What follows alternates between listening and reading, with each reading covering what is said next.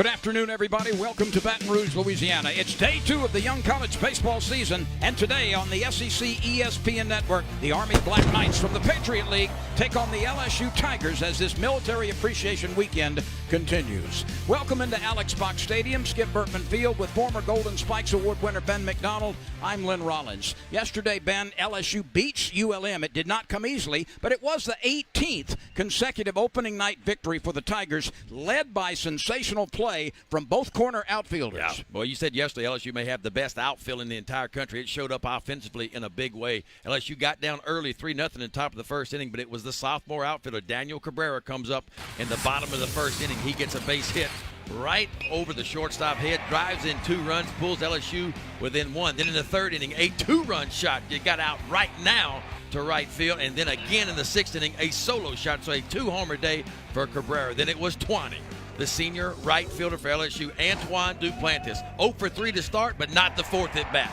A solo home run to draw LSU close, and then the final touch, a grand slam. His second career grand slam, drives in 4 right there. LSU a big 5-run 8th inning to go ahead and win 12-7.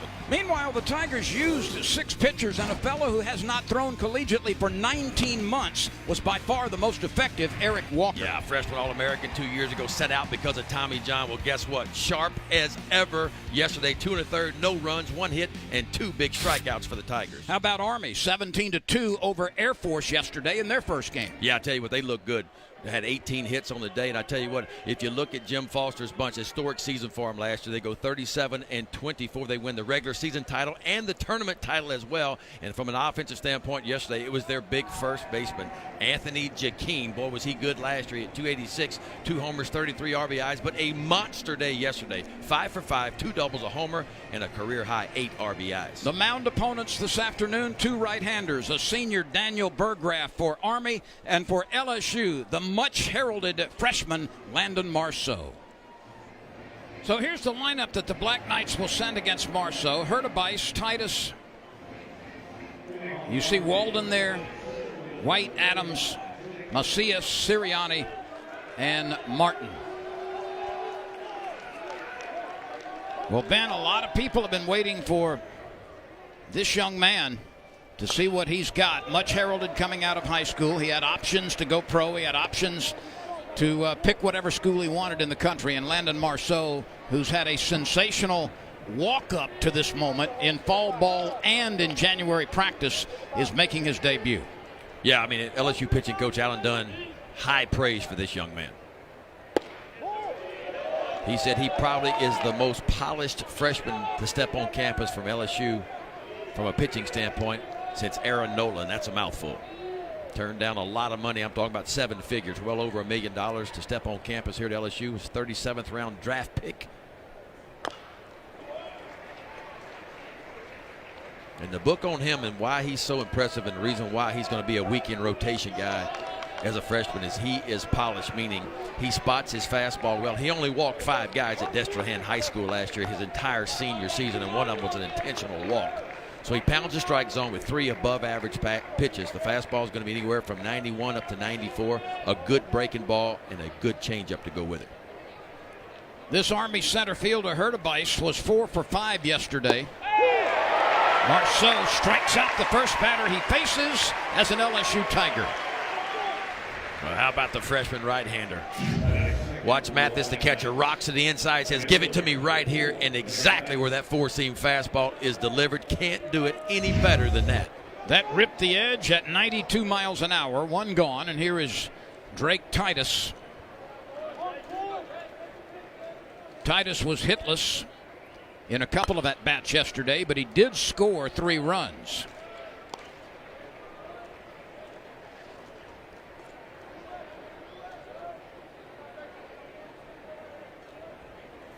Anthony Jaquin, the first baseman, is on deck.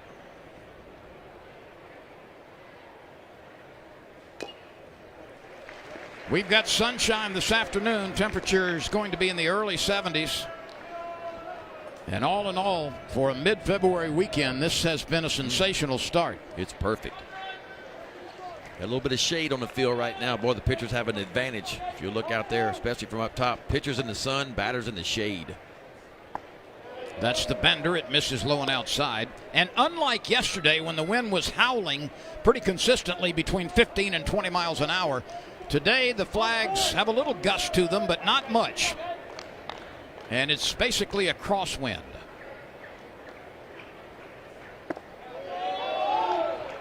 Yeah, so back-to-back breaking balls by Marceau. And he actually has two different breaking balls from what I've been told. One's more of an overhand, kind of like a curveball. The other one's more of a slider, cutter, tight breaking ball.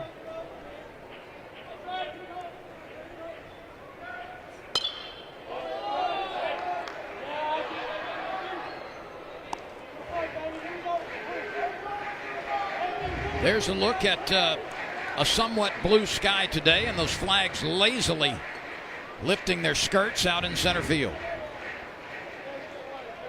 At Tiger Stadium, which will be the start of spring football practice in a couple of weeks, off in the distance behind the center field wall.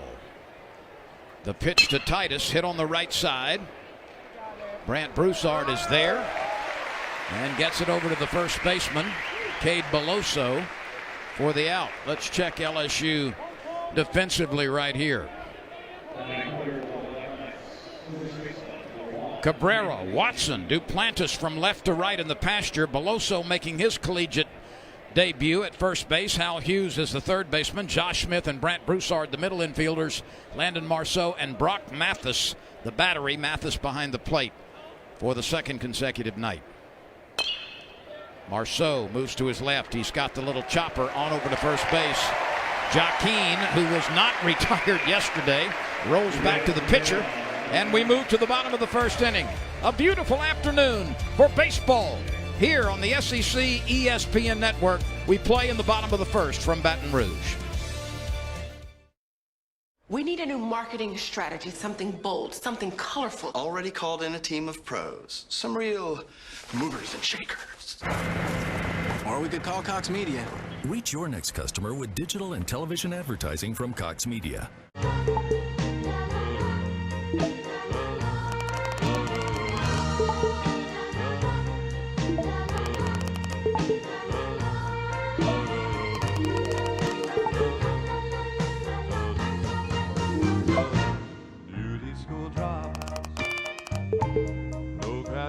T-Mobile will do the math for you. Join T-Mobile and get 2 phones plus 2 unlimited plans for just $100 a month.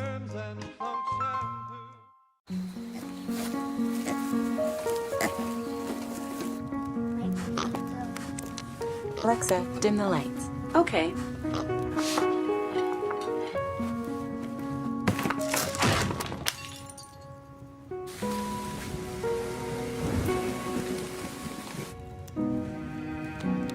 Alexa, drop in on Charlie.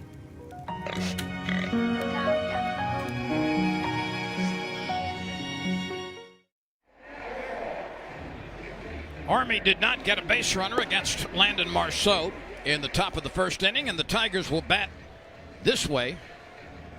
It'll be Josh Smith, Brant Broussard, and Antoine Duplantis. Daniel Cabrera, Zach Watson, and Saul Garza. Cade Beloso, Brock Mathis, and Hal Hughes.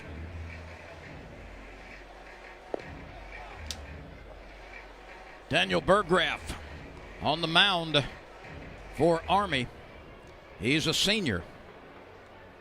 This Army team had a really nice year in 2018. Boy, did they ever.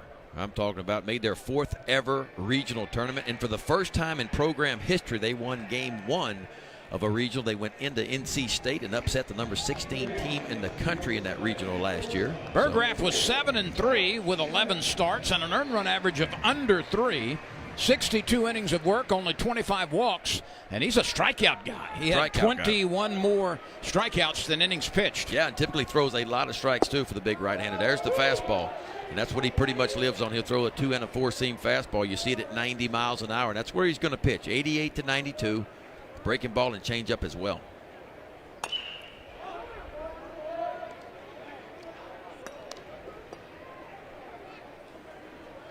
Burgraff had to sit out in 2017, only pitched 2 2/3 innings. 2018 was a nice season for him, as you mentioned, but for his career, he's been really good. 10-5 with a 3 ERA. Josh Smith at the plate. He was 2 for 4 last night. He scored 3 times at the top of the order.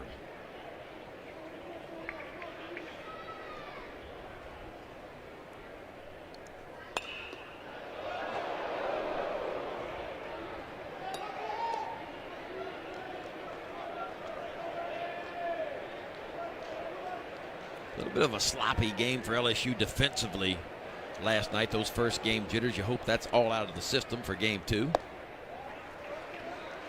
But the offense, for the most part, looked good. All 9 in the batting order reached base for LSU last night in game 1.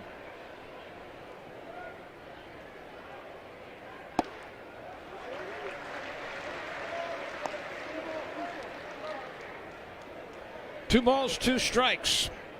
As the Tigers bat in the bottom of the first, Smith, Broussard, Duplantis. Only one change from yesterday's lineup for LSU, and that is Cade Beloso in at first base. Fellow freshman Drew Bianco was the first baseman last night.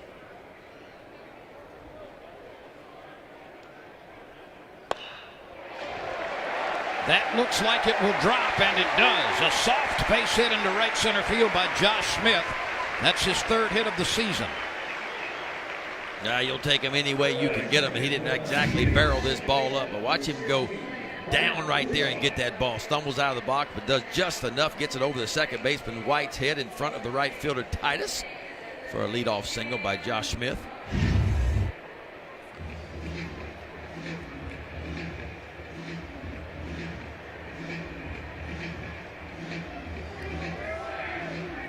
So Josh Smith is aboard.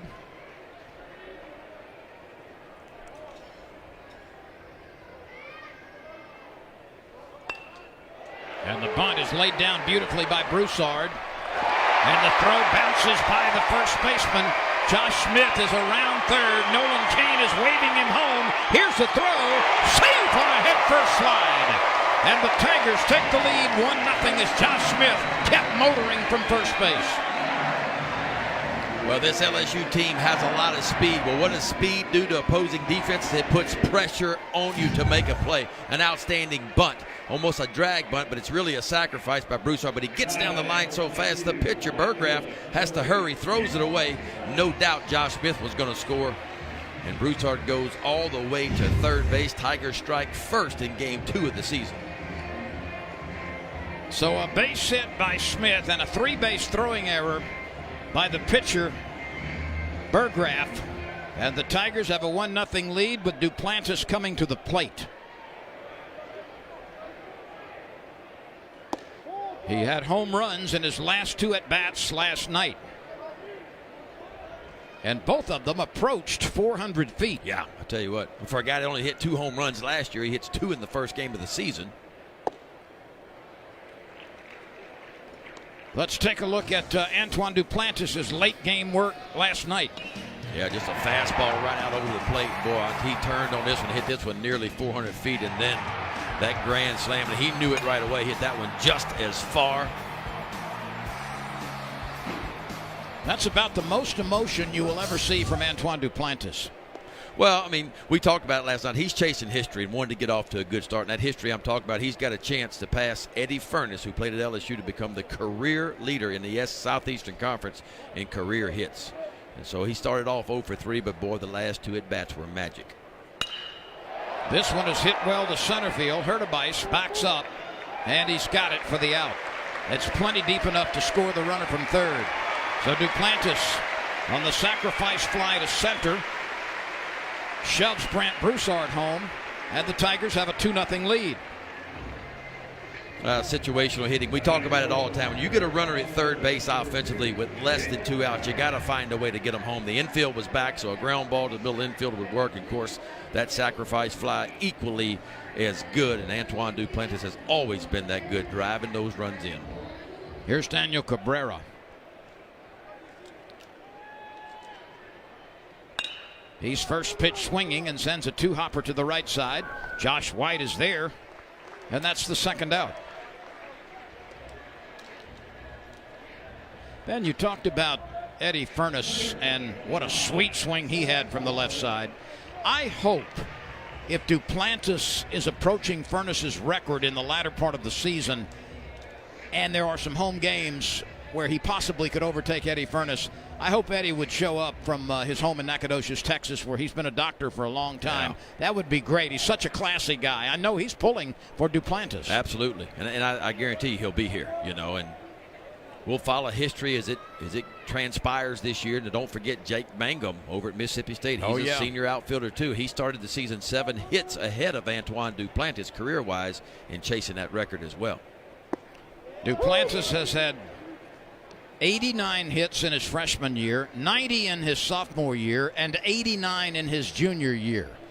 How can you be more consistent than that? That's pretty consistent. Zach Watson at the plate with 2 outs. The base is empty. A couple of unearned runs have been pushed across for LSU. Andre Walden, Jacob Hurtubise, Drake Titus, Yaquin at first base, White, Martin, and Adams. Burgraff pitching to Sirianni.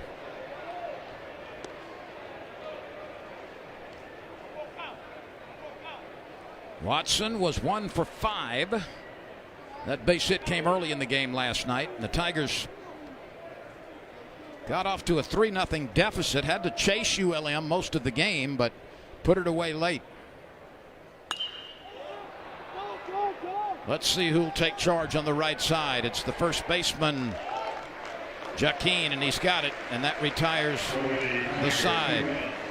But LSU scores 2 on just 1 base hit. There was a costly throwing error from the mound, and after 1 inning, LSU leads Army 2-0.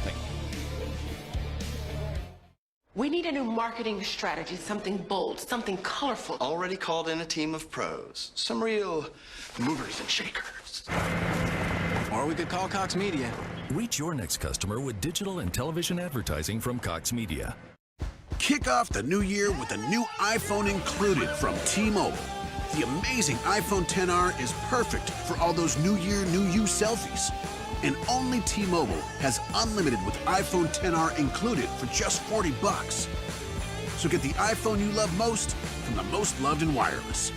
Bring your family to T-Mobile and get the amazing iPhone XR included for just $40 per line. Now this is Daddy's favorite song.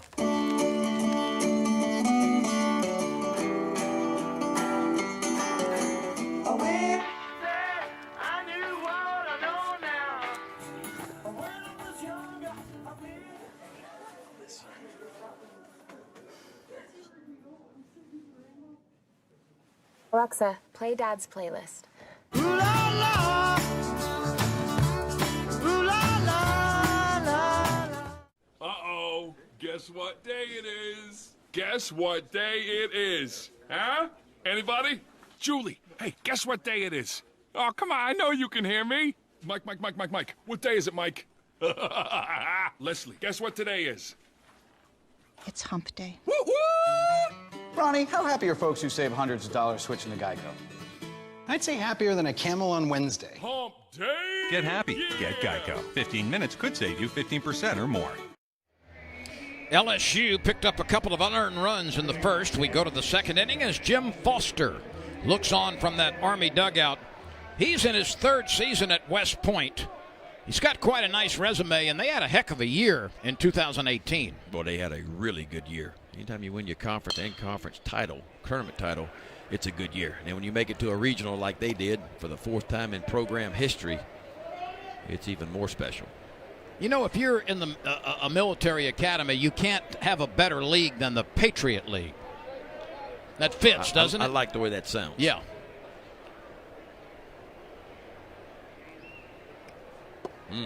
Good breaking ball. The first 2 breaking balls Marceau threw in the first inning missed the mark, but that was a nice one there. Just on the outside part of the plate to pull ahead 0-2. Navy is also in the Patriot League.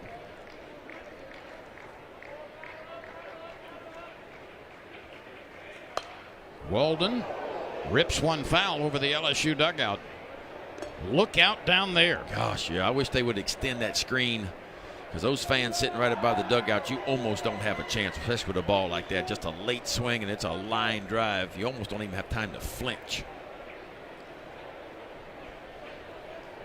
Marceau threw 11 pitches in the first inning. 8 of them were strikes.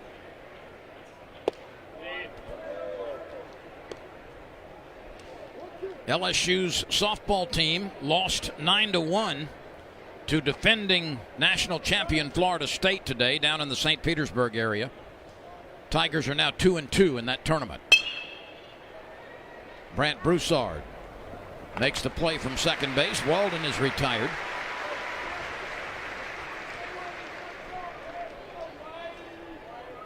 And we talked about Army's success in the Patriot League last year during the regular season and the tournament.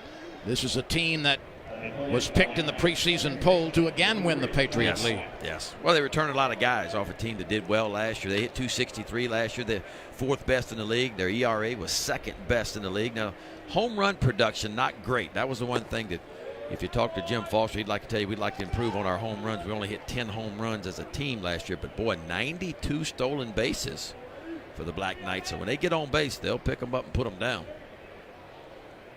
6 members of this Army team are on the preseason All-Patriot League squad.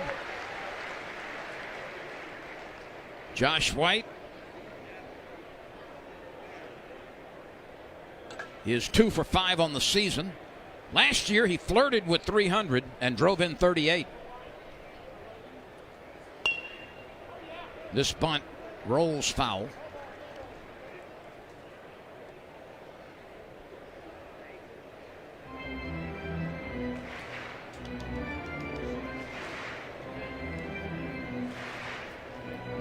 LSU will be in action Sunday evening, well, actually at 3 o'clock Central Time against Air Force. We'll have that game for you right here on the SEC ESPN Network as we roll into the final day of this Military Appreciation Weekend in Baton Rouge.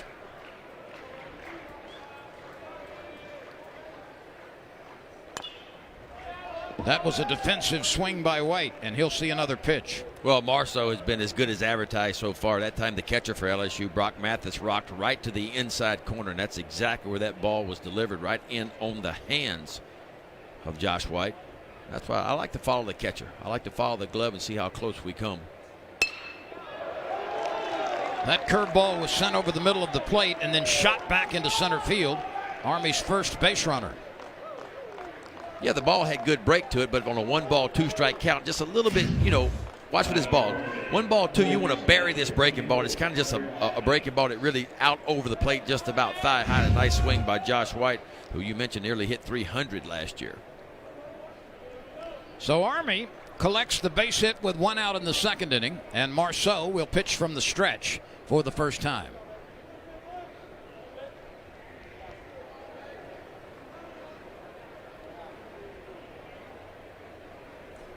Jeremiah Adams was 2 for 6 yesterday against Air Force pitching.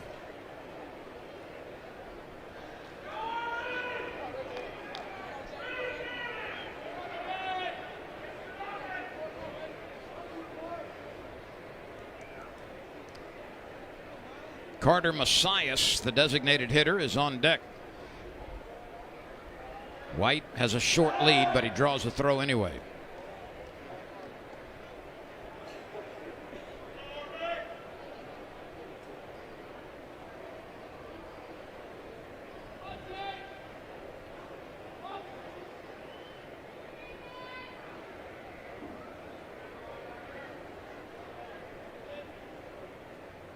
Marceau from the belt.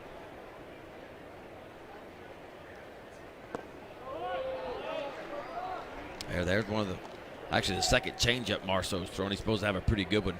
We talked about Mathis, the catcher for LSU. He did a nice job blocking a couple of balls, keeping them in front last night. A really good job there, not allowing White to advance to second base by keeping that ball in front.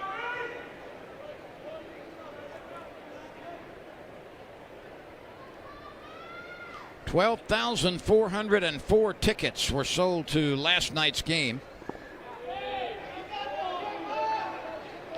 And this crowd looks just about as big, if not the equal of last night. Did they say last night was the 4th largest crowd ever in LSU history? Well, like you said, you couldn't ask for a better day. I mean, you don't get better than this for February.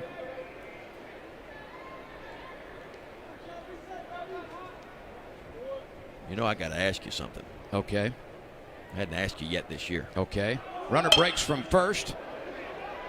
Smith steps on the bag and wings it over to first base in plenty of time for the double play. A 6-3 twin killing. Watch Josh Smith move to his left, and he got rid of this ball in a hurry, Ben, at second base. While the internal clock, he knew he had just enough time. Steps on the bag just in front of White, flips it over, and an inning double play. LSU up 2-0 going into the bottom of the second inning.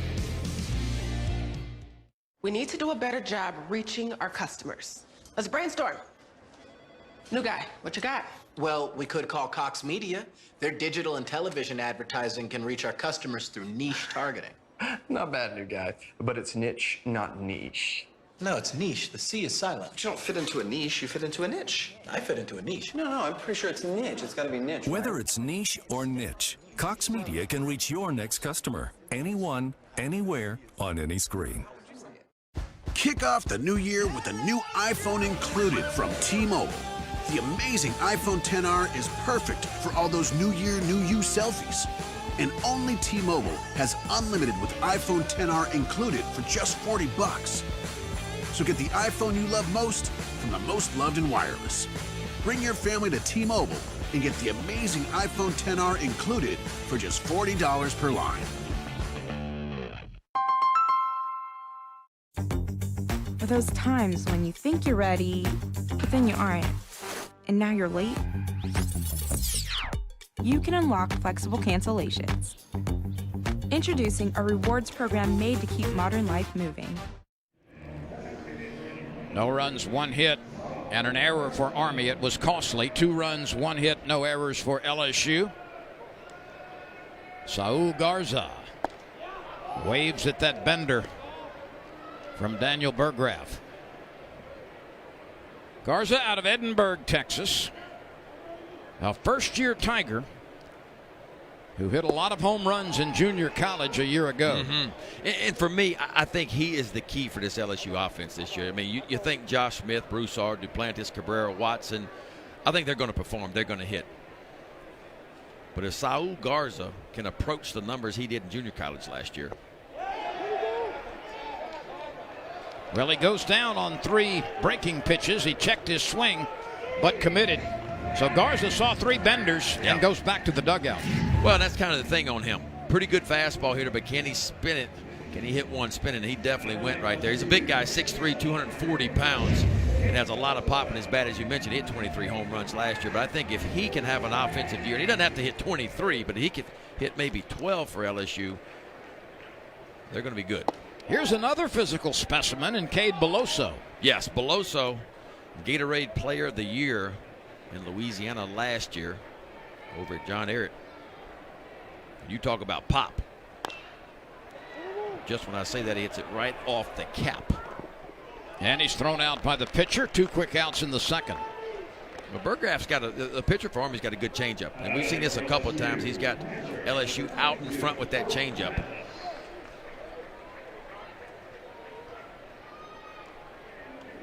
I was going to ask you before the inning ended last year. This is the first day game of the year. So you know I got to ask you, what color is the sky? I was hoping you wouldn't, because I was.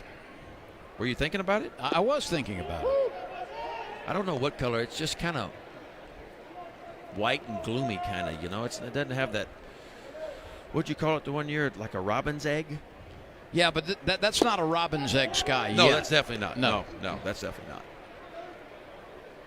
This kind of looks like frozen milk. The color of frozen milk. I can't go with frozen milk. You don't like frozen milk?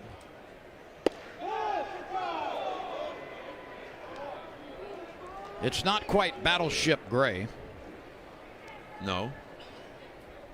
On the monitor, it kind of looks like it is, but it's actually a little lighter than that. Well, a quick inning for Daniel Burgraff as he takes care of Brock Mathis. He got 2 strikeouts in the inning and also handled a comebacker, so a good frame for Burgraff. And the Tigers take a 2-0 lead into the 3rd inning against Army. Lately, advertising to your customers is anything but simple. How do you reach Beth, a mom on the go who's at every game? Or Michael, a coach and teacher who watches sports at home. Or Torrance, Michael's neighbor who likes yard work and talking soccer. Cox Media Local Advertising can put your message where customers are watching. Anyone, anywhere, any screen. Keeping it simple for you. Cox Media, your customers delivered. Call or visit us online today.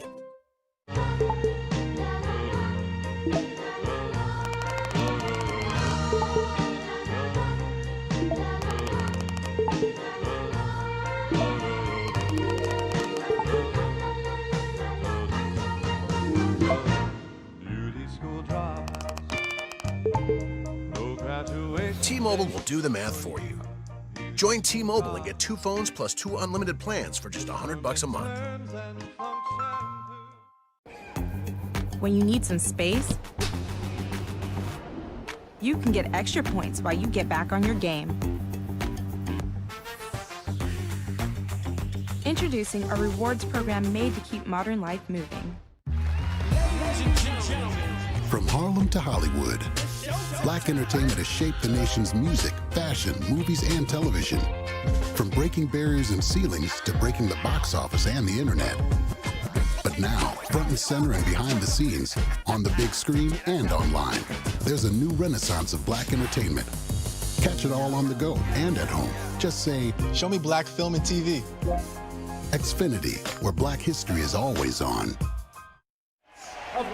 A very emotional moment right now on this Military Appreciation Weekend as the soldier salutes all of the members of this Army West Point team, and the LSU Tigers en masse go out to get acquainted with each one of these members of the Army team. Ben, I was talking to a couple of them before the game. I asked them what their routine is normally. The gentleman I was talking to told me that there are 9 seniors on this Army team. All 9 of them, upon graduation, will be headed to a military combat zone. They will change their bats and gloves for a rifle and a rucksack, and be on to serve the country as second lieutenants in the United States Army for a minimum of 5 years, and then 3 years after that in the reserves. That's the commitment that they make to the United States of America upon graduating from West Point. Well, I mean, you talk about West Point, you talk about one of the coolest places there is in the entire country. And if you go back and look at all the people that have graduated from West Point and what they've gone on to do, it's just amazing. And these kids are different. You know, you talked about it, you talked to them. I mean, it's not a usual day that most colleges, especially athletes, go through. It's something a little bit different for them. They get up at 6 o'clock every morning, reveille at 6. They're in formation, the entire cadet crew. This is everybody. This is football, baseball, it's everybody. At 6:30, they're in formation for about 15 minutes. They go to breakfast at 6:45. They're in class at 7:30 in the morning. These athletes go to class until 2 o'clock in the afternoon, and then they have a training session on ethics. They have a training session on sexual harassment. They have a training session on social issues. Then they go to practice from 3 to 6. They go to eat from 6 to 6:30. And from 6:30 till midnight, they're studying, and then repeat it all the next day, Monday through Friday. Wow. Ain't a whole lot of time in there to do anything else, is it? No.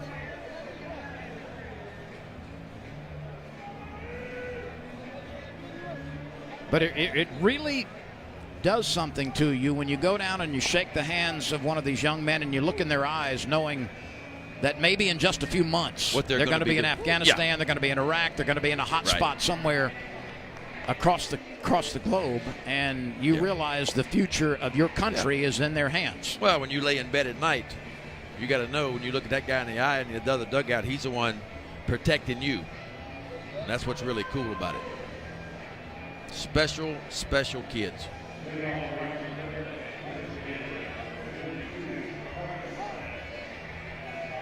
So back to baseball. In the top of the third, Carter Messias, the designated hitter. Marceau has faced 6 batters. He's given up a base hit. He was helped on a 6-3 double play to end the top of the second inning. Messias, Sirianni, and Martin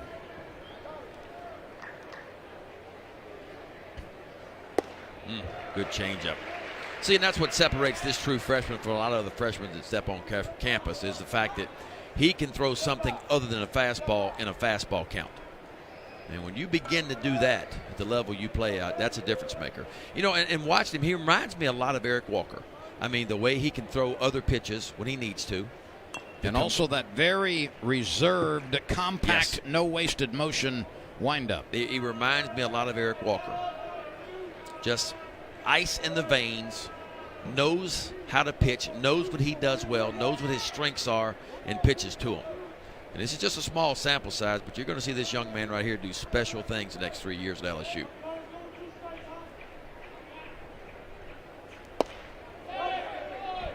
Two balls, two strikes on Carter Messias. Now you see the fastball up to 92. You're not going to see Walker at 92, so it's Eric Walker with about 4 miles per hour extra on the heater. Messias was 1 for 5 yesterday, and that was that changeup, 85 miles an hour. That's a pretty hefty changeup, but it was enough to get Messias swinging. Well, it's the circle change. You see how he turns it over, and boy, it runs down and away, and that's a power changeup. It's what you call a swing and miss changeup, and that's really how the changeup has evolved really the last 10 years in baseball. A long time ago, changeups were meant to be hit, but now these guys like Marceau and others have changeups that are actually swing and miss changeups. Sirianni takes one outside. And don't be confused by that. When I say meant to be hit, it was meant to be hit, but never on the barrel. You always tried to get them off the end of the bat and get them out in front. Sirianni had a couple of at-bats yesterday. He was hitless. Broussard makes the play for the out.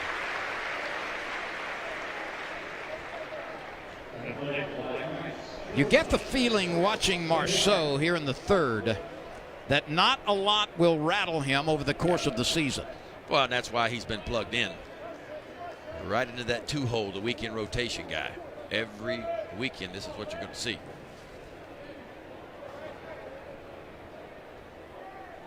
Trey Martin, the shortstop. He's the number 9 hitter, 2 outs in the third. Just one more note on that LSU softball loss today to Florida State. Amber Surratt hit a home run for LSU, her second of the season.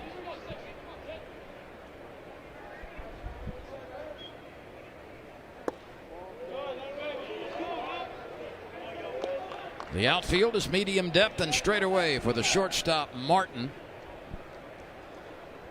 He was 0 for 3 in the win over Air Force yesterday afternoon.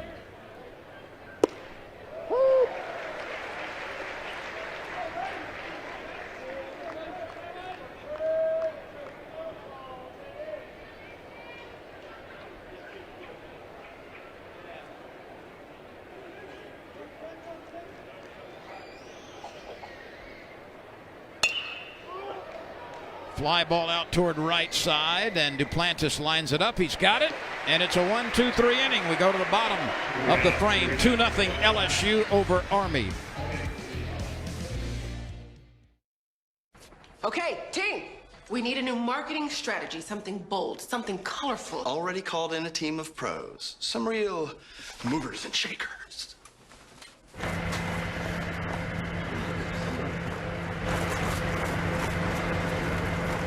Or we could call Cox Media. They can reach our customers through digital and television advertising. Good idea. Get Cox Media over here. Reach anyone, anywhere, on any screen with advertising solutions from Cox Media. Kick off the new year with a new iPhone included from T-Mobile. The amazing iPhone XR is perfect for all those New Year, New You selfies. And only T-Mobile has unlimited with iPhone XR included for just $40. So get the iPhone you love most from the most loved in wireless. Bring your family to T-Mobile and get the amazing iPhone XR included for just $40 per line.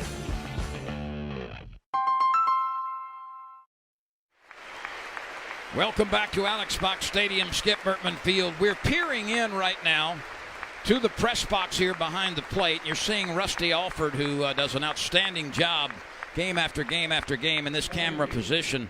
Well, as we honor the military with this weekend, we honor one of our own because Rusty Alford's son, Chris McKernan, will soon be deployed to Afghanistan. He's a captain in the Army. He's a Black Hawk helicopter operator. There is his family. And a terrific moment for one of our own, Ben, and we wish Captain Christopher McKernan nothing but the best as he goes to protect our country in Afghanistan. Yes, sir. And we salute you too, Rusty. Oh, Rusty. Like to me, his son got all the looks, you know? Well, there's no question. Just messing with you, Rusty.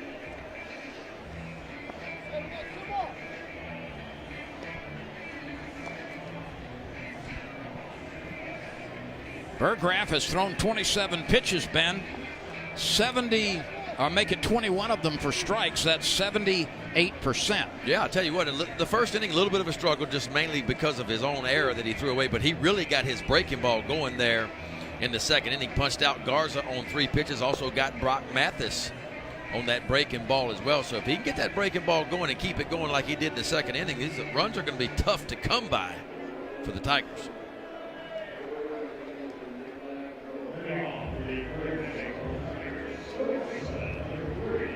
A young man who won 7 games last year and pitched to an ERA below 3, 2.9. A lot less hits than innings pitched, so he knows what he's doing. And you mentioned it, 83 strikeouts for Burgraff in just 62 innings pitched last year. And it's because of that breaking ball.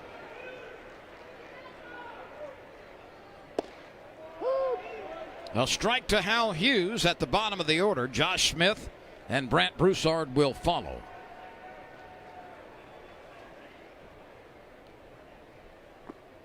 Hughes was 0 for 3 last night. He scored a run.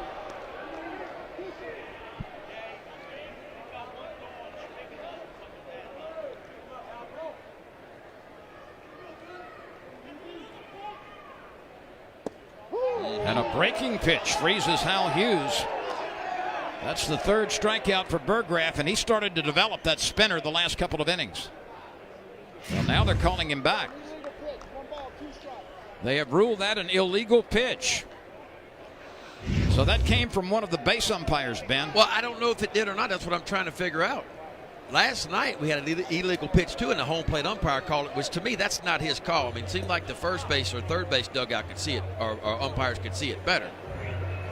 Well, the fact that he called the 3rd strike and then called the illegal pitch leads me to believe that it might have come from one of the field umpires. Eddie Newsom is the home plate umpire. Ray Gregson is at first base. Rodney Piglia is the second base umpire, and Mark Chapman, who was behind the plate last night, is down at 3rd. I don't like this, and the reason I don't, there's nobody on base. So you're not deceiving anybody right now. You know, and now I get it. If there's a runner on base and you're deceiving him, yeah, it should be illegal pitch or a balk, whatever you're going to call it. But with nobody on base, man, why not warn him and say, hey, well, unless you're not in contact with the pitcher's plate, something of that nature, if you crept up a little bit. Yeah, now that's different. But what they got him for was, with the new rule change, they want both feet very close to one another and on the rubber, or close to the rubber. It was his non-pivot foot that they apparently detected out of bounds in some fashion.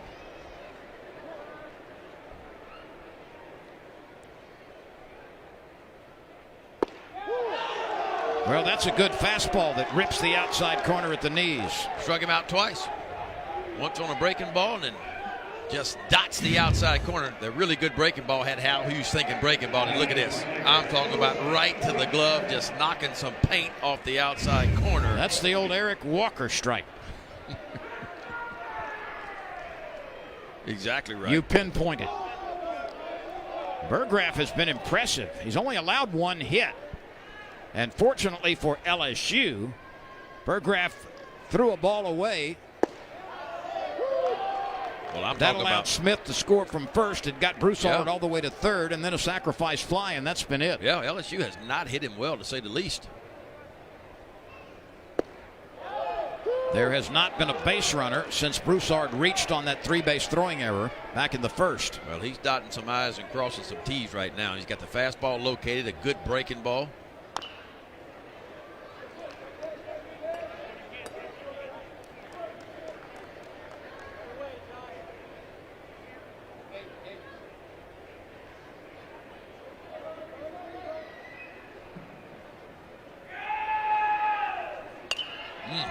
How about that fastball? I mean, right in on the hands of Josh Smith.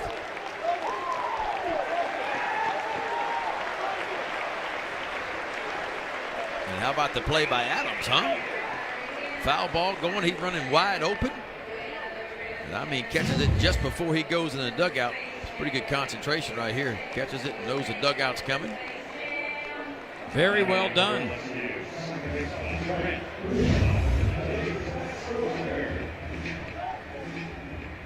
So Brant Broussard will come to the plate for the second time after 2 quick outs. Not only is Burgraff throwing strikes, he's a quick worker. Yep. Randy Hayden, our statistician, has had a stopwatch on him, and he gets it and returns it to the plate within 5 or 6 seconds. And boy, your infielders, outfielders love that. They love a pitcher that throws strikes and works fast.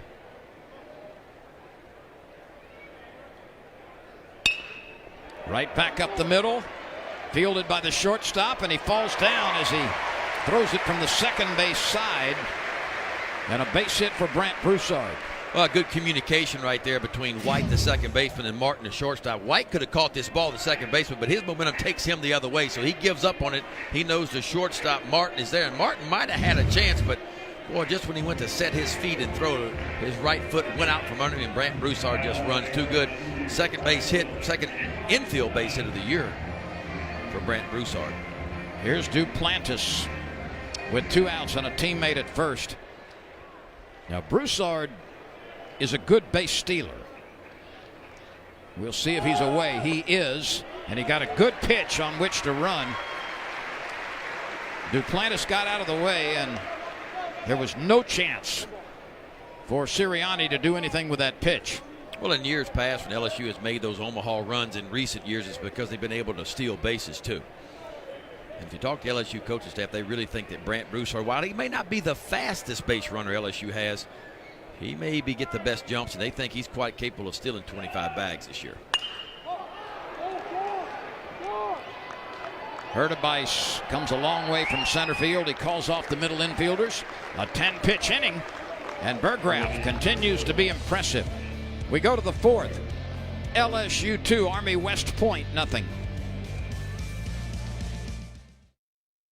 Lately, advertising to your customers is anything but simple. How do you reach Beth, a mom on the go who's at every game? Or Michael, a coach and teacher who watches sports at home? Or Torrance, Michael's neighbor who likes yard work and talking soccer? Cox Media Local Advertising can put your message where customers are watching. Anyone, anywhere, any screen. Keeping it simple for you. Cox Media, your customers delivered. Call or visit us online today. Kick off the new year with a new iPhone included from T-Mobile. The amazing iPhone XR is perfect for all those New Year, New You selfies. And only T-Mobile has unlimited with iPhone XR included for just $40. So get the iPhone you love most from the most loved in wireless. Bring your family to T-Mobile and get the amazing iPhone XR included for just $40 per line.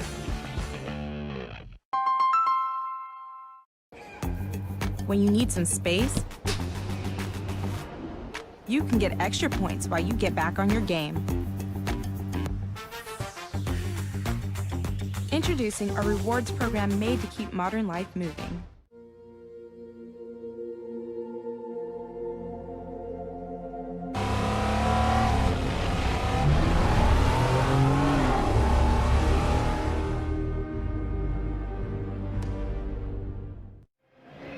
Well, there are some folks beyond the left field wall. There's also a similar canopy along the right field line. That's called the Yard. It's new to Alex Box Stadium, Skip Bertman Field, and essentially this is a place that you can go down and enjoy a beverage of the adult variety, wine or a beer or more. And last night was the first night of the yard, and they quickly determined the 10th they had last night was not nearly big enough. Hello. Surprise there. You mentioned right? that during the game. Yeah, that you didn't think that was going to be. Well, I'm just saying they might as well go ahead and expand it and put TVs in, too. Well, there are TVs down good, there. because there's going to be some people spending a little bit of time in there. There are TVs in there, so you can go enjoy a beverage. The question I got is you buy a wristband, we're hearing, for $20, and it gives you 2 drinks. Correct. Can you buy another wristband and get 2 more drinks? Well, you don't have to spend that much. After that, you're in. The additional drinks are $6. Oh, okay. Well, it's a bargain then. Oof. How about that breaking ball? Yeah, that's just going to bring, I'm just telling you, a whole different atmosphere to Friday night games, especially long ones. And I'm told today they usually cut off the alcohol sales in the 7th inning. I'm told today they're going to keep that going through the LSU game and on into the next game, just in case there's somebody thirsty in the ballpark. Well, I tell you what, how about this fastball right on the inside corner, and time again so far, Marceau has been on point. Seems like wherever LSU catcher Brock Mathis sets up, that's where that fastball is delivered. He has struck out Hurtubise twice now at the top of the order, and here's Drake Titus. Marceau continues to face the minimum number of batters. There's been only 1 base runner. That was a Josh White base hit in the 2nd, and he was erased on a double play. No walks, 3 strikeouts, and a single allowed by Marceau through 3 1/3. Change up again. Yeah, so see, he's got 3 swing and miss pitches. I mean, that doesn't happen very often, especially from a true freshman that steps on campus. He can beat you with the fastball, he can beat you with the breaking ball, and the changeup.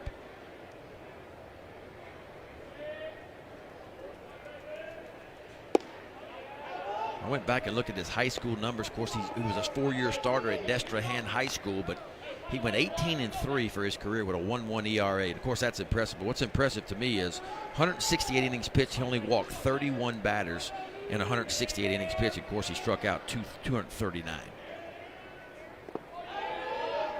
So control. I don't know, well, it's high school ball. No, I get that, but still, you see a lot of guys step on campuses around the country, and you go back and look at the high school numbers, and they're fighting mechanics, and the walks can be up. Now the strikeout numbers are always there if you're a real dude, but this guy's got stuff, and he's got command.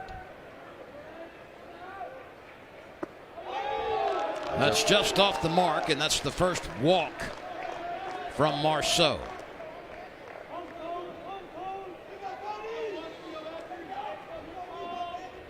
Here's Anthony Jaquin, who had 5 base hits yesterday. Marceau got him on a comebacker in the first. Yeah, Jaquin had an outstanding year his freshman year last year. This is a very dangerous hitter. First team all-conference in the Patriot League, Rookie of the Year, MVP of the league finals, did a little bit of everything.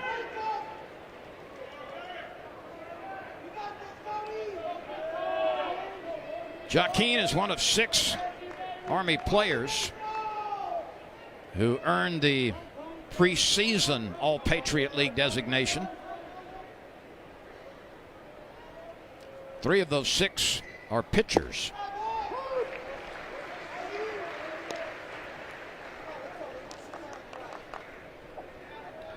LSU managed a couple of unearned runs in the first inning. Both starting pitchers have been really good. Landon Marceau from the stretch for only the 2nd time this afternoon. Yeah, a little bit different game than what we saw last night. This time yesterday was 9 runs already put up by both teams. 5-4 was the score. And balls dropping everywhere. Yes. Yeah, the defense was the fly balls were a challenge, to say the least, by both clubs.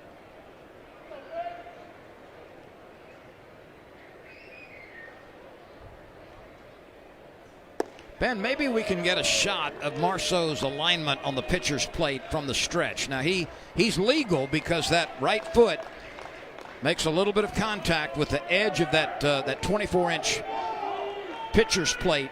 He's got to be in contact with it. The rest of that foot can hang off, as you see there. But he uses the very edge, doesn't he?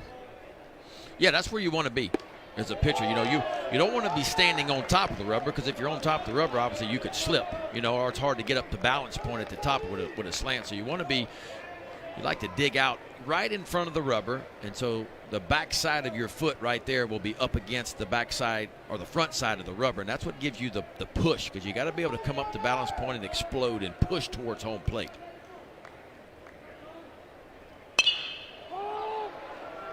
Let's see if anybody can get under this one. Cabrera is there, and he squeezes it for the out. Let me take you back to your college and professional days. Did you use that side of the pitcher's plate from the stretch, or did you use the other side, or the middle? Well, you know, typically you're going to see right-handed pitchers be on the third base side of the rubber. But I always had trouble throwing the ball down and away to a right-hander or inside to a left-hander. So I actually, through most of my career, pitched from really right there where Marceau is. I pitched to the first base side of it because I wanted to be able to get the ball down and away to right-handers and inside to left-handers. Pretty good pickoff move right there by Marceau. Bloso at first base. Quick catch and tag, and Bloso thought he had an out. The first base umpire, Ray Gregson, says no, sir. Yeah, a little lean right there. Well, it's close. That is awfully close.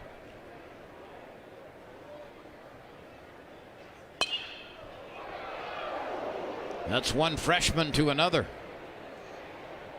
Marceau to Bloso.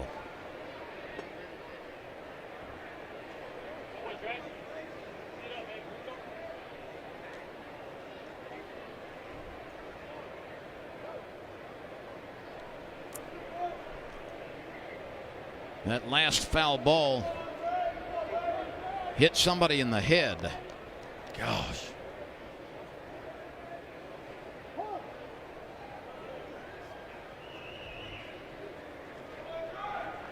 That's one thing that Alex Box Stadium has always had. There are a lot of medical personnel here. There are a lot of game attendants and ushers, and they are very quick to respond. Yes, man, I can't stress enough. When you come to these ball games, it's important to pay attention because you just never know. Runner breaking, and there is no opportunity for Mathis, who had to go down on a knee to stop that. Well, I talked about Army. I mean, they were really good last year. They stole 92 bases, which is much better than most, and that's something they love to do. That led the Patriot League. You might say the caissons keep rolling along. Yes, sir.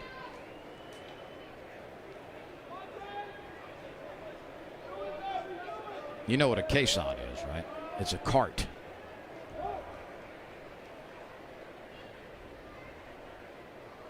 Like a shopping cart? Bigger. Like an apple cart? Bigger. Carries ammunition and sometimes injured folks.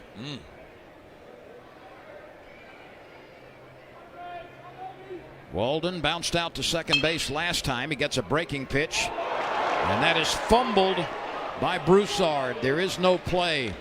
Broussard looked like he was lined up for it and then could not scoop it cleanly. Yeah, if you'll watch this, watch Broussard's glove. The glove comes up just a little bit too early, and the ball just right underneath it. And Broussard is sure-handed as anybody. And Josh Smith last night, you know, missed a pop-up. So the LSU defense, which is supposed to be a really strong defense this year, has had its struggles. That should have been the third out of the inning, but instead, the Black Knights with a chance. This will just be a little let's settle down gathering by Paul Maneri. There is nobody in the bullpen. Marceau's pitch count has been very efficient. Runners on first and third. And Maneri, among other things, may be reminding the Tiger infielders how they may want to play the first and third situation with two outs.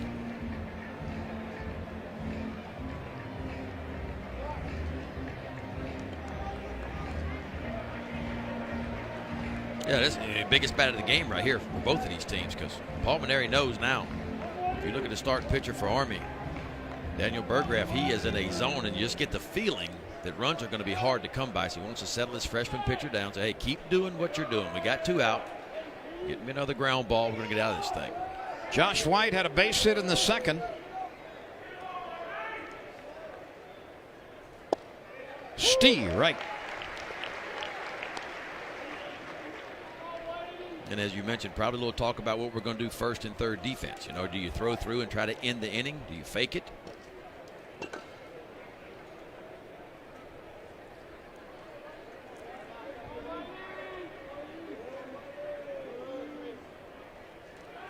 The runner is breaking from first, and he'll have an uncontested stolen base.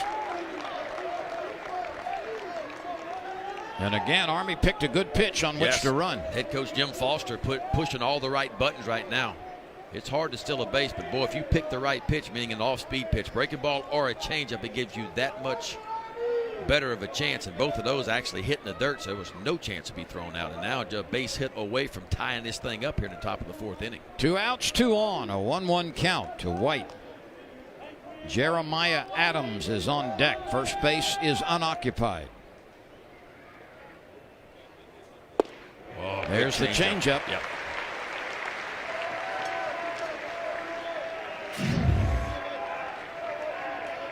That's a good one. And why is it good? It's good because it looks just like the fastball. And that's the key for the changeup for you young pitchers out there. Have the same arm speed. Let the grip of the baseball slow the baseball down. You have the same arm speed as you do on your fastball, because a hitter hits off arm speed. That's what he sees. And Marceau doesn't give anything away when he throws that changeup. It looks exactly like the fastball coming out.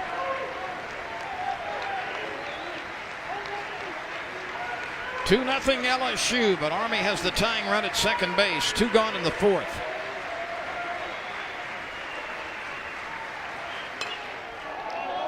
And we'll do it again.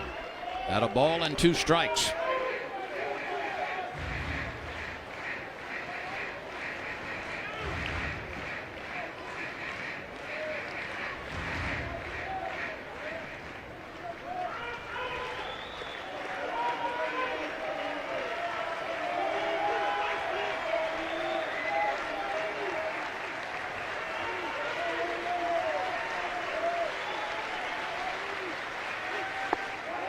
A breaking pitch misses wide. That was a pretty good tempter, but Josh White was patient at the plate. Yeah, perfectly executed breaking ball by Marceau. You don't want to throw a strike. You don't have to on a 1-ball, 2-strike count. So he throws the breaking ball just out of the zone, but Josh White recognized it right away, did not offer at it.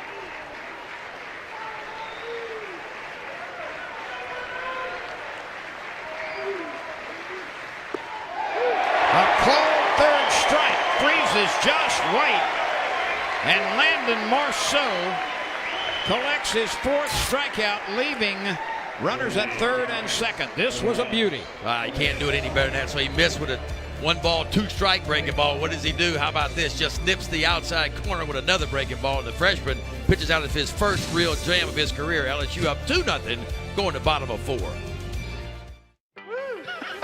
I'm looking at that truck. Wow. That's awesome. Everyone is excited about the all-new award-winning Chevy models. They're all really cool cars. Woo, I love it. I can't stop staring at it.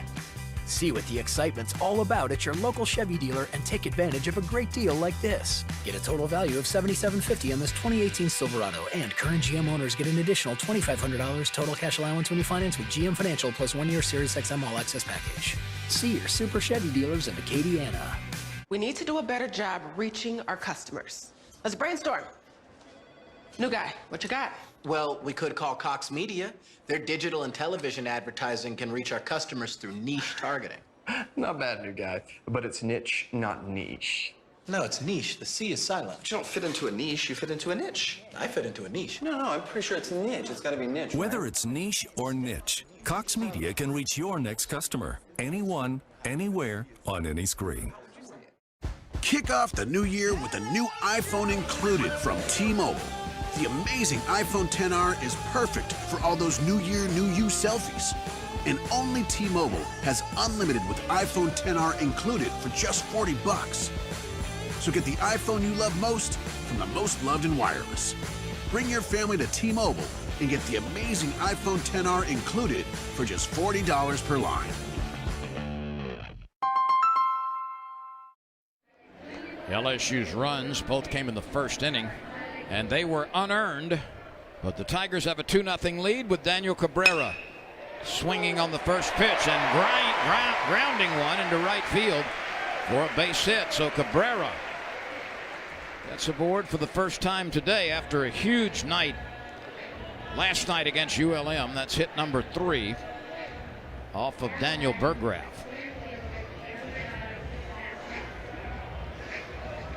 Burgraff has not had to pitch out of the windup or out of the stretch very often.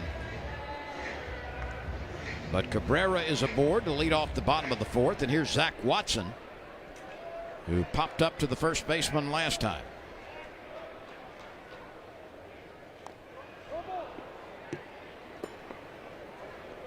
Not a bad idea by Watson. Maybe try to drop a drag bunt down. He's got the speed to make it interesting on his way to first base. Saul Garza, the DH, is on deck.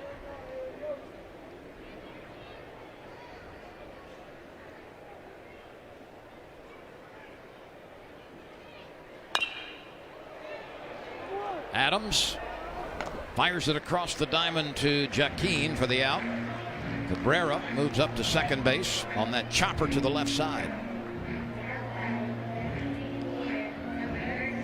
These teams, Army and LSU, have only played 4 times. LSU has won all of them, including 2 victories in 2017. And that last game in that series was that 7-inning no-hitter by Jared Poche. Yeah, he was pretty good. Yes, indeed. Garza struck out on 3 breaking balls back in the 2nd inning. Poche's all-time career win leader at LSU in starts and wins, I believe. 4-year career here. 4-year in the weekend rotation guy, too.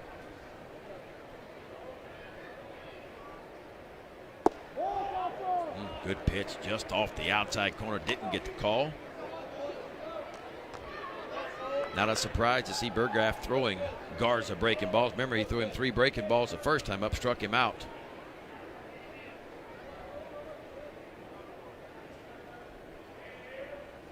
Goes back to it again. If it ain't broke, you don't fix it.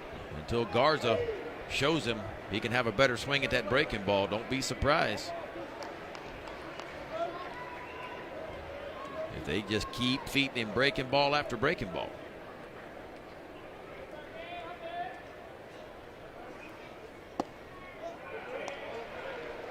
That's just to show him something different, make him think about something different. I'd be shocked if he doesn't go right back to it again. So if you're calling pitches, Uncle Charlie is coming, right? Absolutely. Because he's thrown him 4 or 5, and he's had 4 or 5 swings at it and really hadn't made the adjustment yet, just not seeing it. There it is again. White moves to his left. He sets his feet. He's got time to make the play. And he does, and Cabrera moves to third. Speaking of Cabrera, and you get a shot of it right there as Nolan Cain, the third base coach, talks to Daniel. Cabrera wears that sliding mitt, that oven mitt, on his left hand. You can't see it now because Cain is blocking that view, but there's that extended hand protector. Yeah, just keep your hand, getting your hand jammed, getting it stepped on might help. Cade Beloso with his 2nd collegiate at bat. Bounced back to the pitcher last time. If you talk about raw power, this young man out here may be the strongest guy on the team. Batting practice yesterday, he hit a ball off the Intimidator. I just happened to be watching batting practice. And when you look from home plate to where that sign that says national champions, you hit a ball that far, you did something. He hits this one a long way to center field. Hurtubise backpedals in a hurry, and he's there to grab it in front of the warning track. So Cabrera's lead single does no damage to Army. He's left at third base. And we move to the 5th inning. LSU 2, the Army West Point team, nothing. Lately, advertising to your customers is anything but simple. How do you reach Beth, a mom on the go who's at every game? Or Michael, a coach and teacher who watches sports at home? Or Torrance, Michael's neighbor who likes yard work and talking soccer? Cox Media Local Advertising can put your message where customers are watching. Anyone, anywhere, any screen. Keeping it simple for you. Cox Media, your customers delivered. Call or visit us online today. Kick off the new year with a new iPhone included from T-Mobile. The amazing iPhone XR is perfect for all those new year, new you selfies. And only T-Mobile has unlimited with iPhone XR included for just $40. So get the iPhone you love most from the most loved in wireless. Bring your family to T-Mobile and get the amazing iPhone XR included for just $40 per line.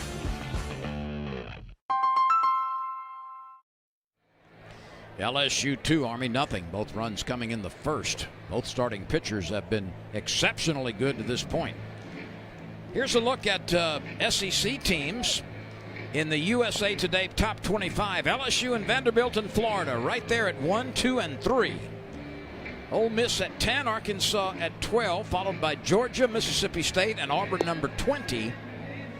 As it looks as though the SEC will again be rocking and rolling in 2019. There are 18 games today involving SEC teams. We'll check some scores a little bit later on. Yeah, it seemed like yesterday only, Missouri and South Carolina lost. Yeah. Arkansas was the only team in the SEC that did not play. They were rained out. Everybody else with W's. So we look at Marceau here through 4 innings. Ben, what's your assessment on this rookie? He's been good as advertised to me. I mean, I've been impressed with the control, the command. He's shown you 3 good pitches.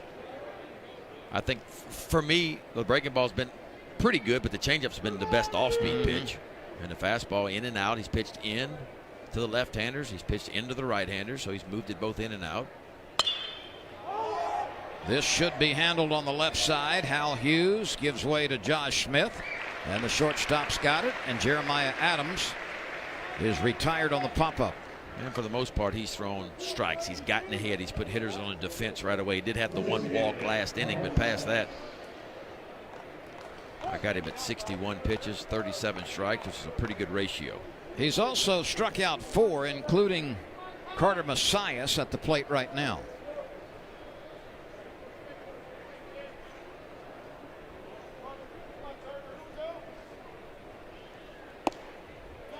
Ball 1. Of course, Marceau, part of this #1 recruiting class in the country for LSU, and it's arm heavy. It's mound heavy. We saw Cole Henry last night. I mean, he was throwing balls 95, 96 miles an hour, true freshman.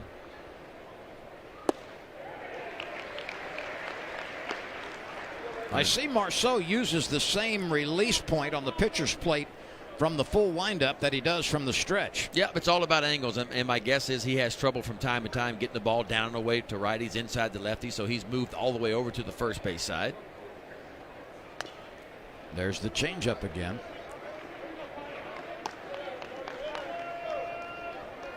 See, so the changeup's 83 to 85. The fastball's been, 92, 91. So it's not a huge difference. But that's kind of where it is now with the changeup. It's about 6 or 7 miles an hour off your fastball. Oh, good breaking ball there. Well, Messiah strikes out for the second time. Number 5 for Marceau. That's not fair. So you get fastball for strike 1, changeup for strike 3, then he just dots the outside corner with old Uncle Charlie. 2 gone in the 5th. This game is far different than what Army had yesterday against Air Force and the LSU ULM game. Steve right. Sirianni bounced out to Broussard in the 3rd inning.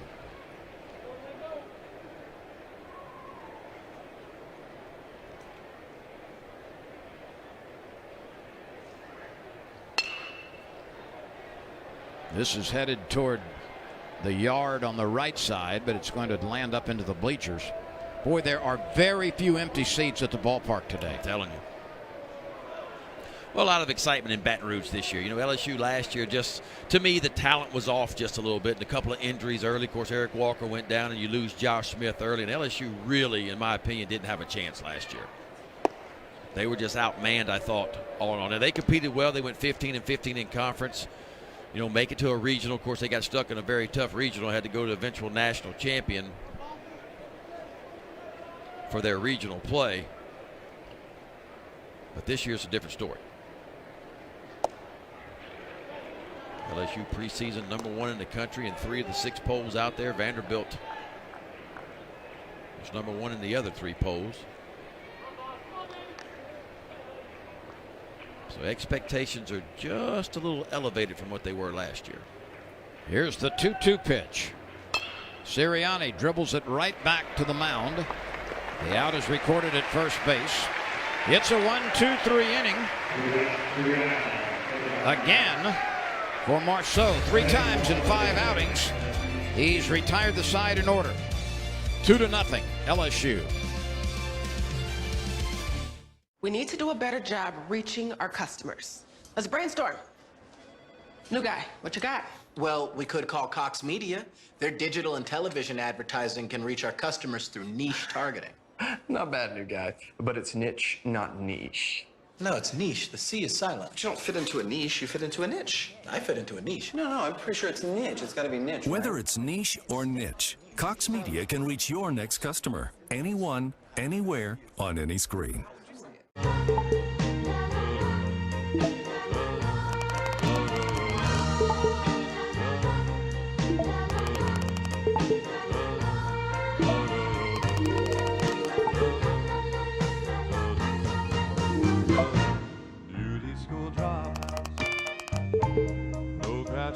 T-Mobile will do the math for you. Join T-Mobile and get 2 phones plus 2 unlimited plans for just $100 a month. No runs, 1 hit, and a bobble for Army. It was costly as LSU scored 2 unearned runs in the first. The Tigers have 3 hits. They've also committed an error. And we move on to the bottom of the 5th inning. This young man, senior right-hander Daniel Burgraff, has been very efficient. He's thrown only 52 pitches, 38 of them for strikes. Well, he's been right there with Marceau. Equally as good, and if it weren't for the 1 error that he made himself, threw it down the right field line on a sacrifice bunt by Brant Broussard. Who knows? We may be in a 0-0 ball game right now. And Ben, this is one of those 9 seniors on the mound for Army. This time next year, he'll be off in a war zone somewhere. That's exactly right.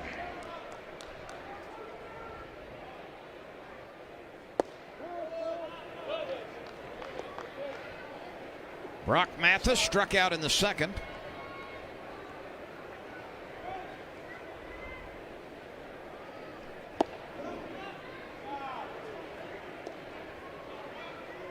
Mathis is looking for his first base hit of the season. Hal Hughes and Josh Smith will follow.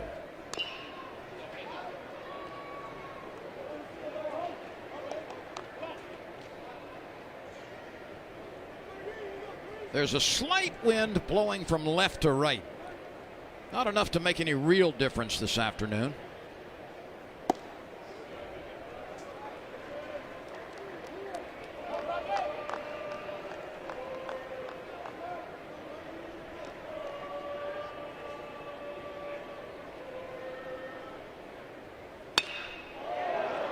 This is a screamer, but foul. All right, I've got it, Ben. The sky is the color of a cataract. A cataract? Kind of filmy. Took me a long time to... I can't relate to that. I know you can't. I hadn't had cataracts yet. I notice you're stretching, though, a lot more this year. I'm having to. Back issues, man. I gotta stay somewhat loose. Ooh, that's just foul the other way.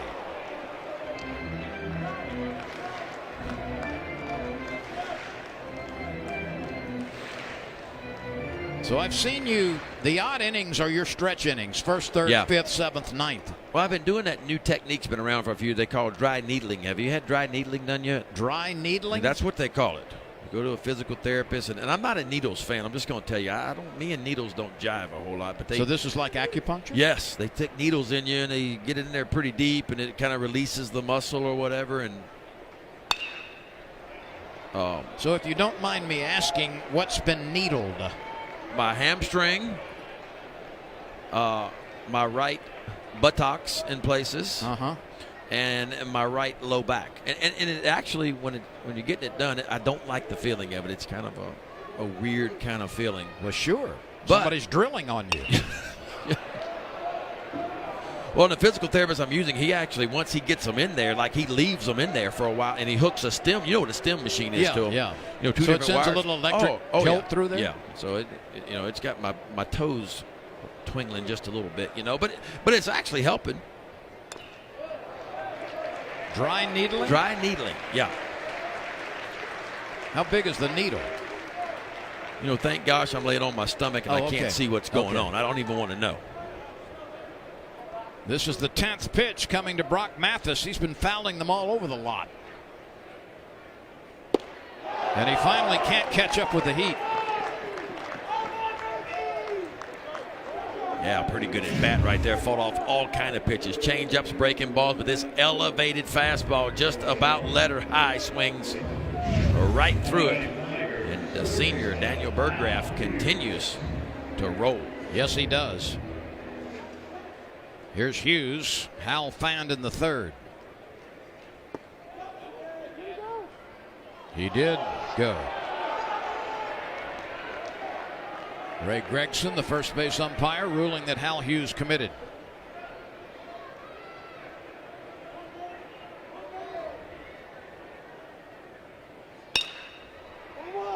Martin charges it. High throw. And Joaquin is able to come down on the bag ahead of Hughes.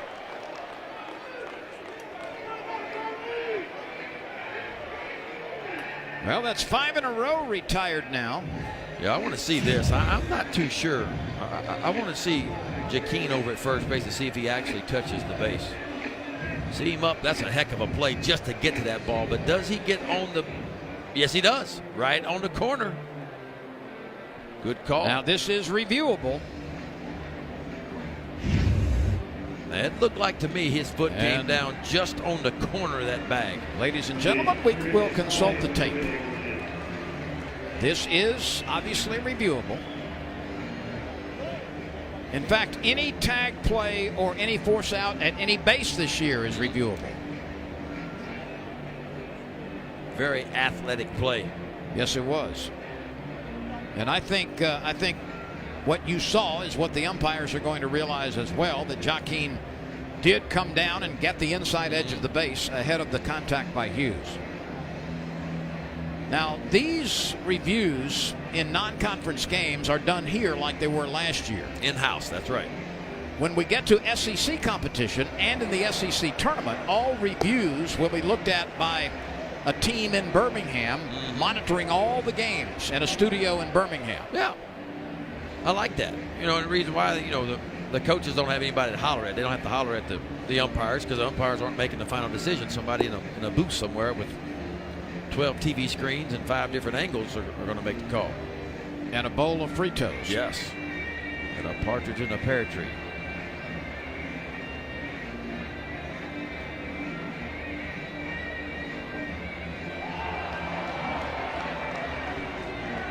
So the out stands. Georgia beat Dayton today 10-7. They're going to play again later. And Wright State right now is beating Ole Miss in the 9th inning 9-5. Wow. Yep, clearly on the edge of the base. Yep. Well, I tell you what, lucky he didn't sprain his left ankle. Indeed. Arkansas beat East Illinois. That's the first game of the year for Arkansas. 15-7 the final. And Mississippi State in the 9th is out in front of Youngstown State 14-2. You're up to date in the SEC. There are a lot of other games this afternoon and tonight, and we'll keep you apprised as the afternoon continues. Smith pops this one up. Martin, his counterpart at shortstop, is under it. And it's a 1-2-3 inning. That's 6 in a row. Taken down by Daniel Burgraff. His excellence continues, but the LSU Tigers have made 2 unearned runs stand up and take a 2-0 lead into the 6th inning. Okay, team. We need a new marketing strategy, something bold, something colorful. Already called in a team of pros. Some real movers and shakers.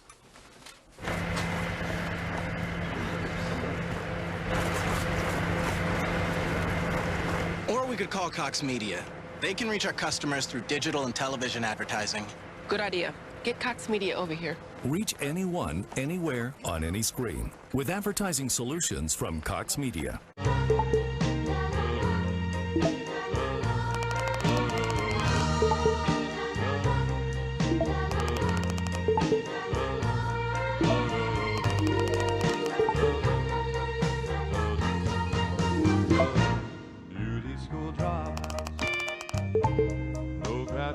T-Mobile will do the math for you.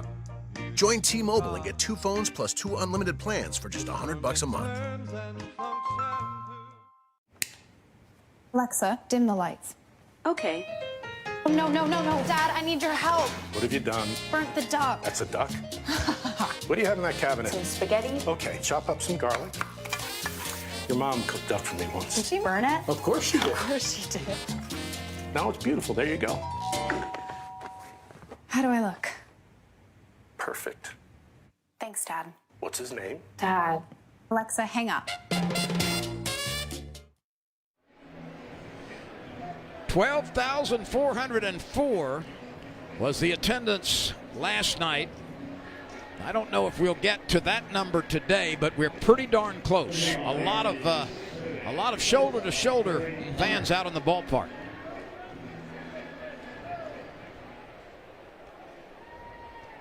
Landon Marceau returns for his 6th inning of work, and I think the LSU bullpen is going to get busy. This will no doubt be Marceau's last inning if he's able to get through this one. Yeah, I mean, he's at 70 pitches to start this inning, so you got to think he's right at the end of his rope. 43 of them have been for strikes. And you can tell on the scoreboard the velo's starting to go down a little bit. You know, he starts off 91, 92. That last fastball was at 88. Yeah, see, changeup's down to 82. It was 85. So starting to lose a little bit, but doesn't mean he can't get guys out, because as long as he stays out of the middle of the plate, stays down, mixes his pitches, he can still have success. This is only Martin's 2nd at bat. He flied to right field back in the 3rd.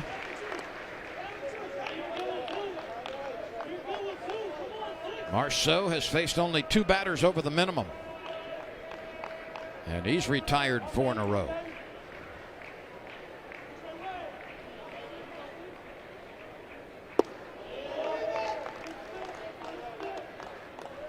Two balls, 2 strikes. LSU's bullpen is idle. Looked like some extra guys went down there to start the inning, but nobody's warming up.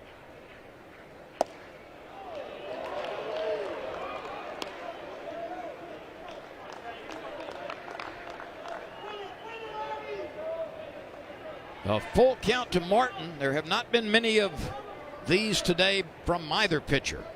Marceau has walked 1 and now 2.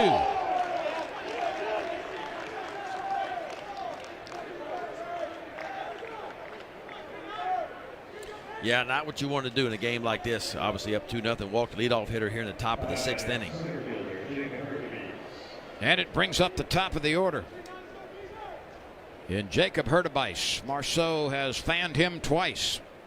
Well, he's the one you want to keep off the bases too, because Hurtubise had a monster year last year when it comes to stealing bases. He stole 42 bases last year for the Black Knights. That led not only his league and his team, that led the entire country. So that's the #1 base stealer in the country last year. He gets the bunt down. Marceau sets, throws to the second baseman covering, out by a half step.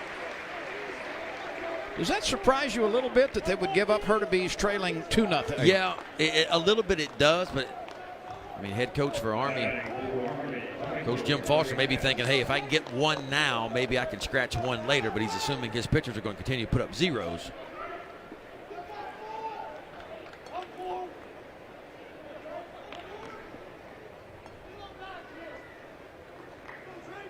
Chase Costello is warming up in the LSU bullpen. He's a right-hander. Here's Drake Titus. He has walked and bounced out, and he takes a strike. Yeah, Costello's a big kid, another freshman, 6'4", 220 pounds. Pompano Beach, Florida. Remember his dad, actually, Vinny Costello, played here with the Tigers back in the mid-'80s.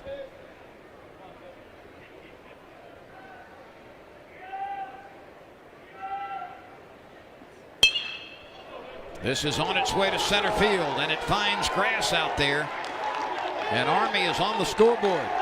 So that leadoff walk, as it often does, came back to bite the Tigers and Marceau. It's a 2-1 game as Drake Titus knocks in the first run of the game for Army. Yep, nice execution by Army for sure. You lead off walk, nice bunt by Hurtubise, gets it down, moves that runner into scoring position, then a base hit right up the middle by your two-hole guy. And Drake Titus.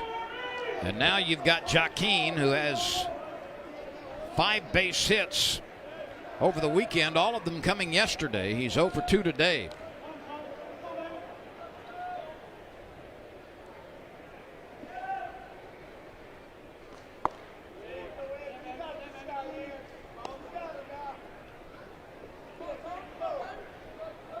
There's Chase Costello, the young right-hander, getting ready in the Tiger bullpen. Joaquin has bounced back to the hill and flied to left. There have been very few fly ball outs today off the bat of Army. In fact, Ben, I can only see 2, a fly ball. Actually 3, a fly ball to right, a fly ball to left, and a pop up to the shortstop, and that's been it. Yeah, Marceau's done a nice job. He's been staying down in his zone, and that's what the scout report said about him. He likes to stay down, creates a lot of ground balls, and he's done that so far today. Hits and runs have been difficult to find this afternoon. 1 run, 2 hits for Army, 2 runs, 3 hits for LSU. The Army West Point Black Knights and LSU meeting on the baseball diamond for only the 5th time.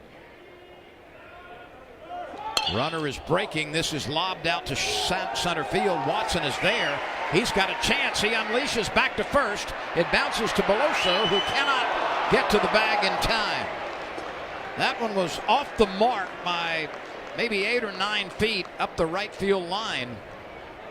Had that ball been on line, it would have been an easy double play. Yes, and I thought it was going to be if Watson would have been right on line with his throw, but just a little bit toward the right field side, and Beloso could not get back. Watch the middle infielders for LSU, both Josh Smith, but they act like it's a ground ball. They kind of confuse the runner. Titus just a little bit in time to give Watson an opportunity, but boy, Titus just gets back right in front of Cade Beloso.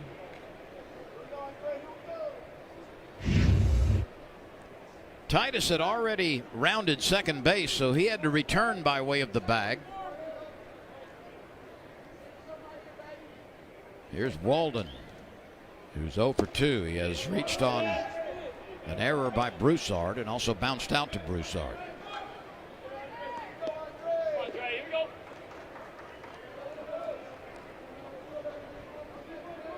We're in the top of the 6th.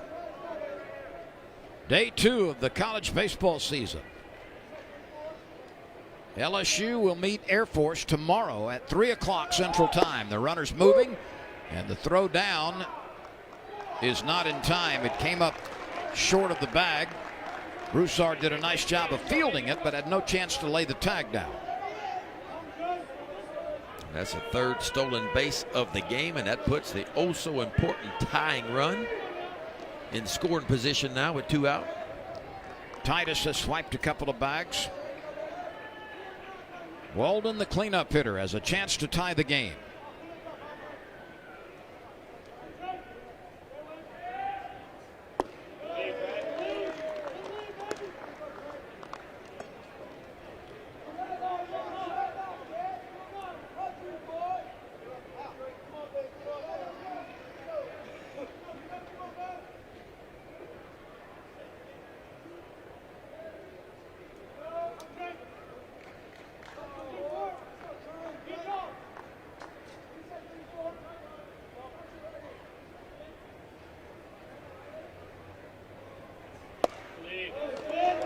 3 balls and a strike. Josh White is on deck. Yeah, Marceau's just at the end of his rope right now. You could just tell when the inning started, the command, the sharpness wasn't quite as good as what we saw at the first 5 innings. It's just because he's getting tired. The pitch count now up over 80. 87th pitch coming from Marceau. That's a lot in your opening. It is. Opening collegiate. I'm a little bit surprised, especially with the arms LSU has down in that bullpen.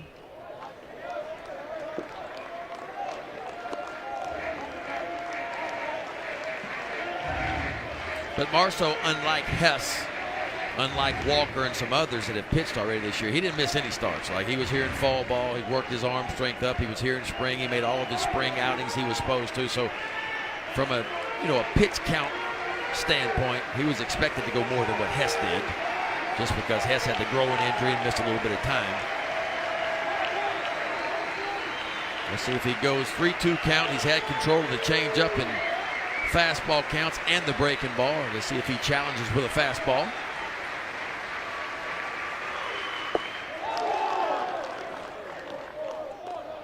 Guess it wasn't a 3-2 count. Yes, it was. There we go. He came back with the breaking pitch. Yep. And Walden, I don't think Walden knew what the count was. I think this is going to be it for Marceau. That's the 3rd walk. And Palmineri, I think, will be calling for Chase Costello. In fact, he already has. So Landon Marceau pitches into the 6th. He leaves with a 2-1 lead and a couple of base runners aboard. Chase Costello is next for LSU. We'll be back after this timeout on the SEC ESPN network. Okay, team. We need a new marketing strategy, something bold, something colorful. Already called in a team of pros. Some real movers and shakers.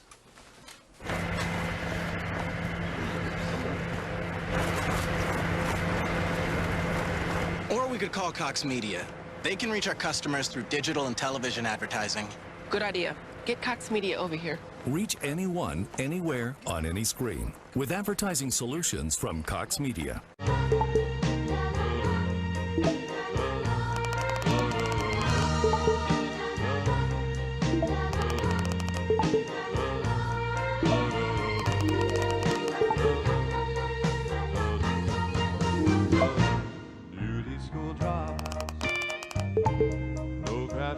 T-Mobile will do the math for you. Join T-Mobile and get 2 phones plus 2 unlimited plans for just $100 a month. Chase Costello inherits runners at 2nd and 1st as the LSU Tigers protect a 1-run lead. This freshman out of Pompano Beach, Florida, making his first start in a Tiger uniform. Throw him right into the fire, huh? How about that, young fella? Hop on the bump. We're up by 1 run. You got to tie and run at second base, and go ahead and run at first base. Go get him. And he's quite capable. 6'4", 220-pounder. Fastball's going to be a low 90s type fastball with some good sinking action to it. Change up and a breaking ball.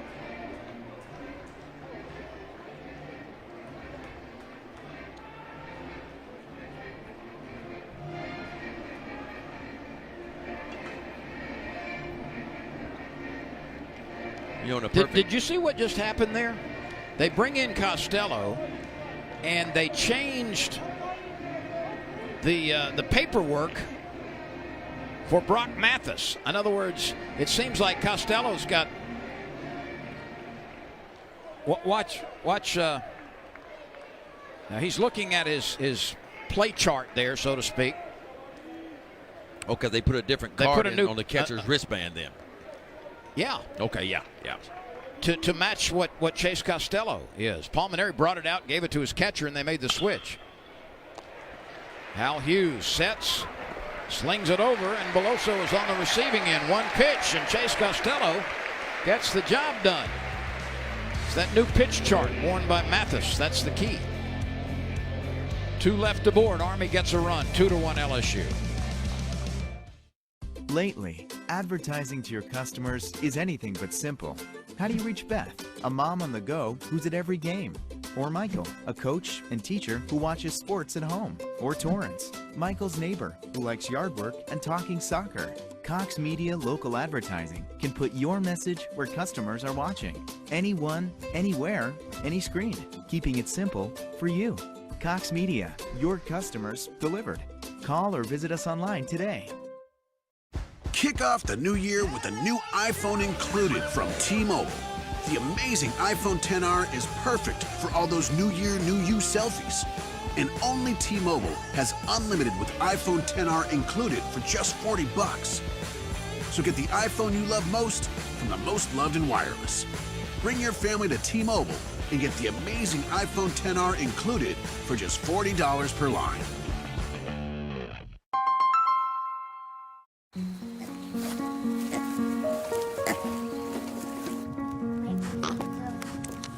Alexa, dim the lights. Okay.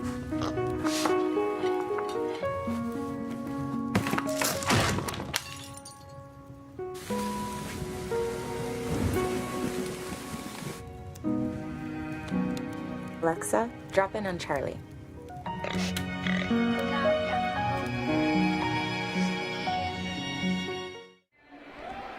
These teams have combined for only 5 hits and 3 runs. LSU is protecting a 1-run lead. Broussard, Duplantis, and Cabrera coming to the plate in the 6th inning. And the starter, Daniel Burgraff, who's been really good, is still on the hill for Army. Big right-hander over the top, misses outside to Broussard. He's reached on an error, and that was a very costly one back in the 1st inning. Yes, it was. When Burgraff threw a ball away at first base, and it allowed Smith to score from first, and Broussard went all the way to third and then came across on a sacrifice fly by Duplantis. That's been it offensively for LSU. Broussard had an infield hit in the 3rd. 2 balls and a strike to the LSU second baseman. There's some movement too down in the Army bullpen. Adams guns it over. Joaquin makes the play at first. I guess if you're Paul Manero, you would hope your club would start to make some adjustments. You know, when you see a pitcher the first time, of course, he has the advantage. The second time, you start to figure him out. The third time, normally, you get a pretty good idea how the breaking ball works, how the changeup looks, and the veteran hitters like Antoine Duplantis and Cabrera, Watson, normally begin to make some adjustments. Burgraff has retired 7 in a row. Duplantis sends one deep to center field, but it's caught by Hurtubise for the 3rd time. 3 times Duplantis has flied out to center. The first one came with a runner at 3rd, and it was deep enough for the sacrifice fly. So 2 gone quickly in the 6th inning as Burgraff continues to be very impressive. Here comes Cabrera. He had a ground single to right last time. He also has bounced out to second. They've got the exaggerated shift on for Cabrera. Look at all the infielders on the right side. The 3rd baseman, Adams, is in the normal shortstop position. The 2nd baseman is playing like that extra outfielder in slow pitch, softball. And the outfielder's maybe a shade to the, not really. I mean, the right fielder's pretty much straight up. He may be more even in the right center field yeah, gap. Now they're even moving to their right. So it's like what they're saying is if he hits a ground ball, he's going to pull it. If he hits it in the air, we got to play him straight up. But this is a bit odd. The center fielder, Hurtubise, is 4 or 5 steps into left center field, and the right fielder, Titus, is deep and has moved over into right center a bit. Meanwhile, the infield is playing this Cabrera as a dead pull hitter. 2 to 3 hits went to the opposite field last night. So he had a home run to left center field, a base hit to pretty much left center field, and of course the home run to right field. So, well, if Cabrera wanted to bunt it down the 3rd baseline, he might be able to motor for 2.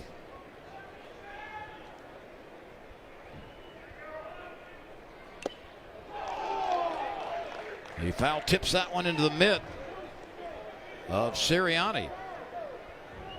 And that is the 3rd out. That's 3 out, boys. A 9-pitch inning, 5 strikeouts for Burgraff as he continues to be very impressive. 2-1, LSU over Army. We need to do a better job reaching our customers. Let's brainstorm.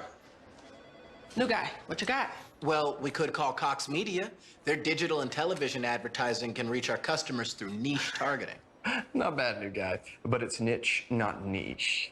No, it's niche. The C is silent. But you don't fit into a niche, you fit into a niche. I fit into a niche. No, I'm pretty sure it's niche. It's got to be niche. Whether right? it's niche or niche, Cox Media can reach your next customer. Anyone, anywhere, on any screen.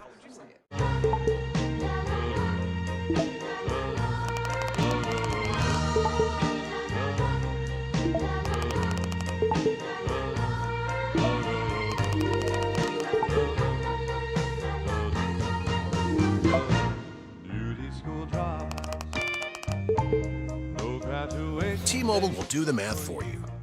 Join T-Mobile and get 2 phones plus 2 unlimited plans for just $100 a month.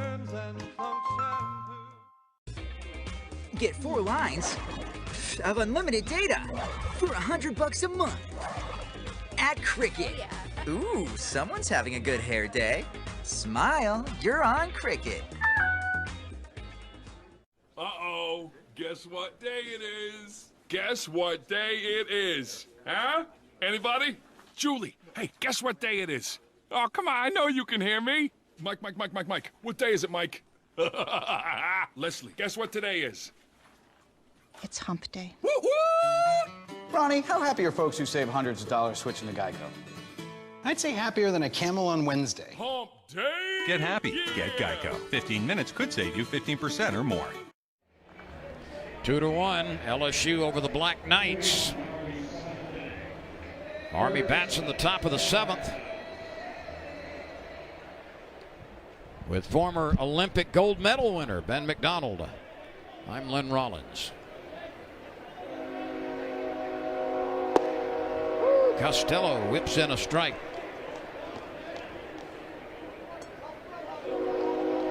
He also whipped around his neck, too. He heard the train. That's the old 347 right on time. Yes, it is.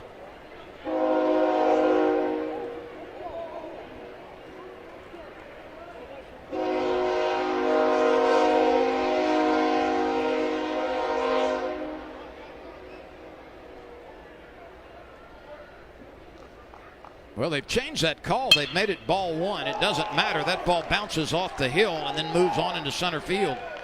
And Adams is 1 for 3 now as he gets aboard to open the 7th. Just a fastball, had good velocity on it, but I mean right in the center of the plate, a little bit elevated and turned around quickly by Adams. Well, the Black Knights were able to get the first batter on last inning via walk, and that cut the lead in half, and here they are again. You got to think possibly a bunt again, especially from a guy, Messias, who struck out twice. He's the designated hitter. Costello to Messias. Ball 1.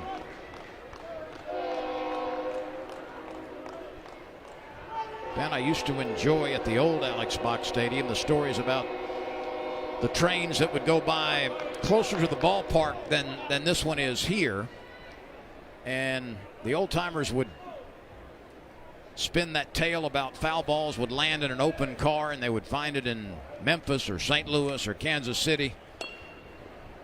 I have no idea if any of that is true, but it's a good story. Yeah, it's a good story.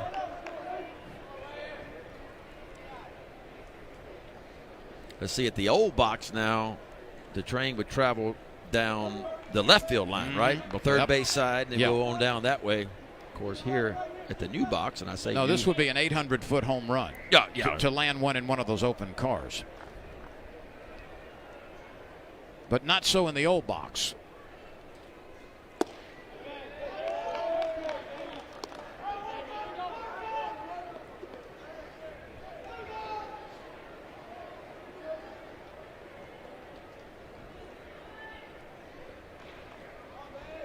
Adams at first base.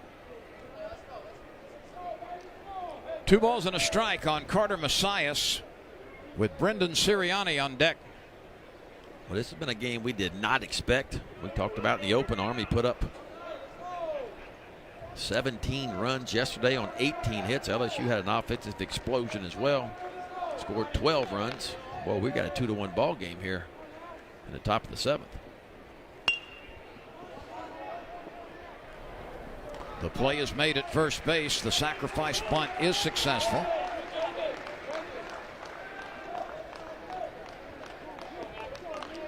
Chase Costello now will work with the tying run at second base for the second straight inning. That's Adams, 180 feet away. Sirianni twice is grounded out.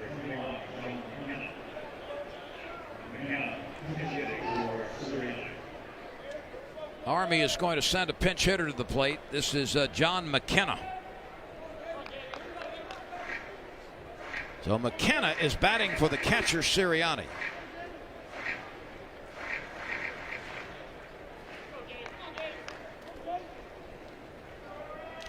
McKenna is listed as a first baseman and a preseason All-Patriot League selection.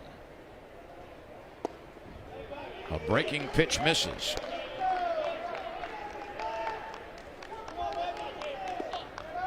Landon Marceau started. He pitched into the 6th inning. He went 5 2/3.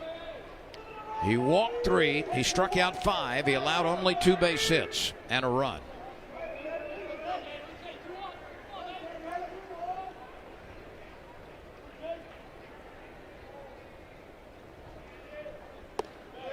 Ball 2.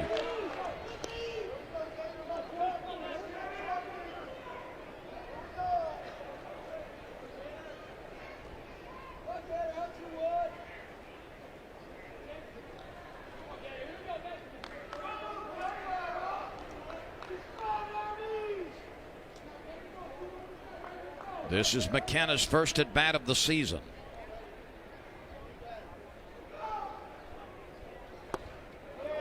Ball 3.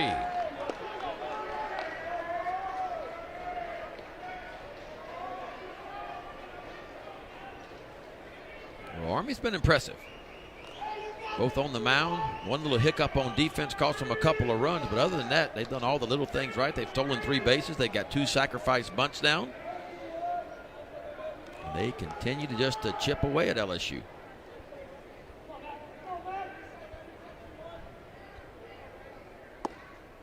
That's a strike, 3-1.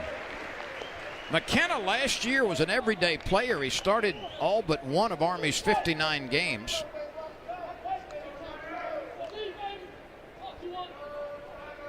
Remember, these Black Knights have not been outside very much this year either, getting ready. New York has not exactly been conducive to spring training.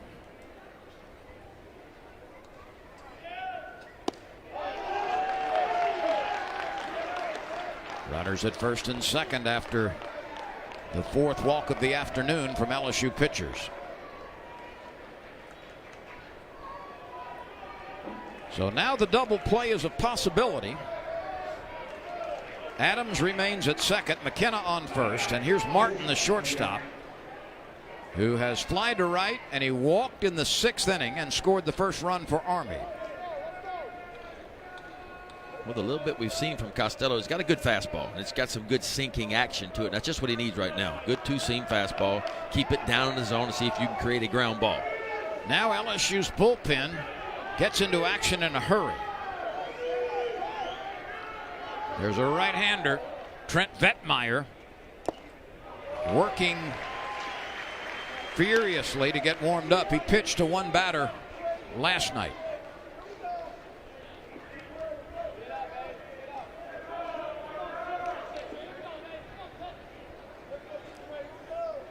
Chase Costello, with runners at second and first in a 2-1 game, LSU leading. Here it comes.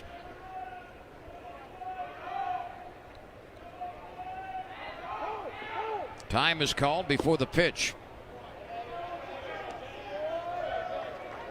LSU middle infielders Brant Broussard and Josh Smith just kind of jockeying back and forth, trying to keep that go-ahead, or actually tying run as close to second base. Just 3 feet can make a difference, you know. I mean, if you can keep him 3 feet closer to the bag, that gives your outfielders time on the right base hit to be able to have an opportunity to throw him out at home plate.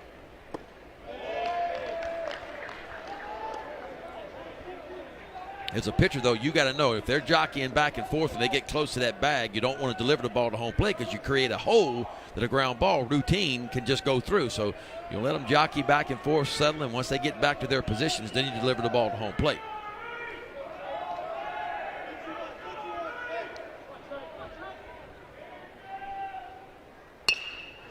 This is lobbed out into right center. That's a base hit. And the Black Knights send the runner from second base. He scores easily. We've got a brand new game. Trey Martin delivers at the bottom of the order. A soft humpback line drive into right center field. And Jeremiah Adams crosses the plate from second base for the tying run. Well, the Army has been impressive. The last 2 innings, they played small ball. They got the leadoff runner on. They've moved him up with sacrifice bunts, and then they've been able to come through with some big base hits. And Paul Maneri apparently will make a pitching change here. Vetmeyer has been warming up. And we've got a 2-2 game. But no decision yet. Maybe he's going to leave Costello in. I don't know. This might be talked about on a first and third situation. Well, Vetmeyer's not even throwing right now. He's on top of the bullpen mound just looking, waiting for the potential call from Maneri. Well, that tells me he's ready. I think this is just strictly, hey, first and third situation. If the runner moves from first headed to second, this is what we're going to do. And to calm Costello down just a little bit, says, hey, your stuff's really good. Let's be aggressive in the strike zone. Let's keep the ball down. Let's try to create that ground ball double play. Adams opened the inning with a base hit. He was bunted to second base. Costello walked McKenna and then yielded an RBI single to Trey Martin. Runners at first and third. And we go back to the top of the order in Hurtubise. Hurtubise has struck out twice, and he has a sacrifice bunt.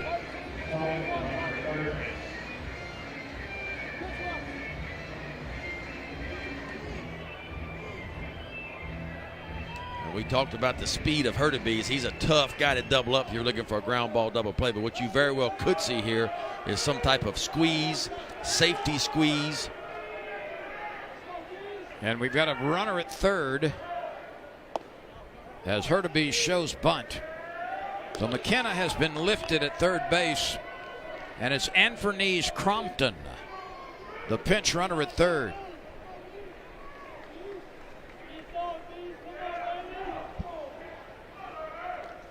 Martin is at first base, Crompton at third. LSU is in jeopardy of surrendering the lead here. We've already got a tie game. Army scratching for one in the 6th and one in the 7th. LSU got 2 unearned runs in the first and nothing since then. LSU's thinking bunt. There you can see Hal Hughes, the third baseman for LSU. He is in very tight. Now Beloso over at first base on the other corner, he has to hold the runner. So if the bunt goes down, it needs to go towards first base. LSU pitches out right there. They're thinking squeeze. 2 balls and a strike, 1 out, runners on the corners and a run home. 2-2 ball game. Top of the 7th. A lot going on here. And Vetmeyer continues to warm up in the bullpen. Here it comes from Costello.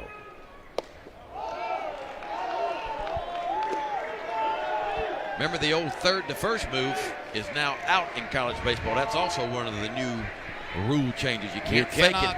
You cannot fake to third. You cannot fake to first. If you're in contact with the pitcher's plate, it's a balk if you do.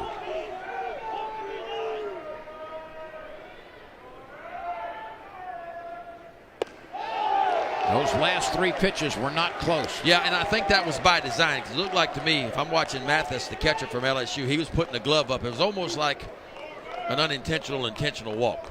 LSU wanted to go ahead and load the bases because they knew if they pitched to Hurtubise, he is so fast, the chance of getting a double play from him was going to be very, very tough. But here's Drake Titus, who has grounded out, walked, and singled in a run.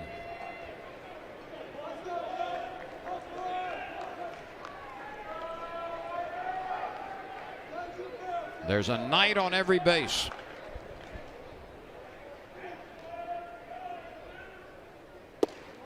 Right. Costello needed that one. Yes, he did. A little breaking ball in the outside corner. He's still thinking, until he gets 2 strikes, he's still thinking stay down in the zone, try to create a ground ball. If I can get a ground ball double play, I'll be in business.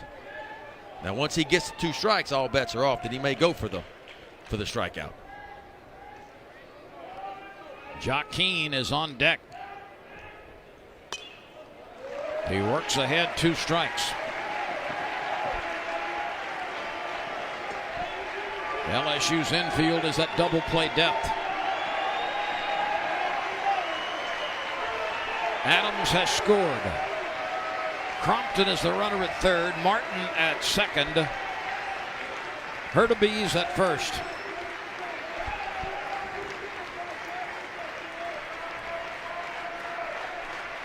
Army has clawed back from an early 2-0 deficit. That's elevated.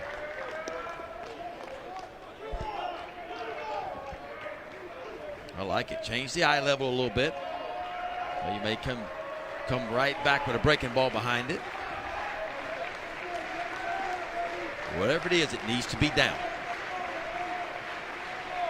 Boy, if you're Army, you're just trying to get the ball out of the infield. Get it out of the infield. Sacrifice fly works. Base hits, icing on the cake.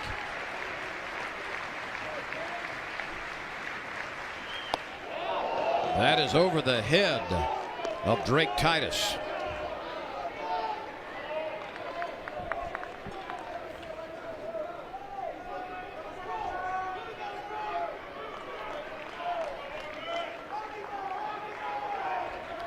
Here's the 2-2 pitch. It's a big one if you're Chase Costello. Huge.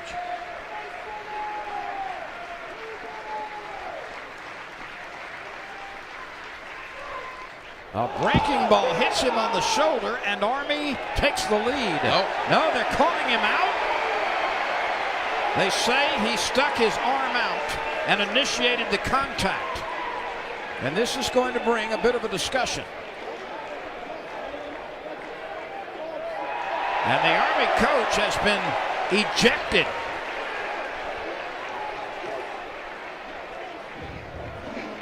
I thought if you intentionally tried to get hit, it was just a ball. Or strike, rather, but you got to stay in. Of course, it's 2 strikes, so he has to be out. That's what it is. Counted as a strikeout.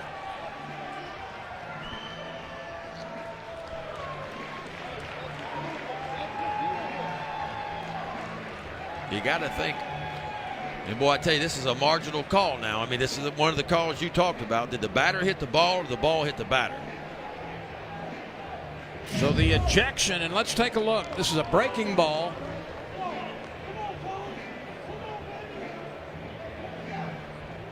That is so difficult because it looked like he was turning away, right. And in that process, his elbow just made contact with the ball. I don't know. I don't think he really made a move to get in the way of that ball.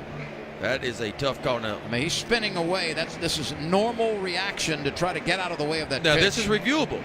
Yes, right? it is. So this could be absolutely. This could be overturned. Yes, it is reviewable.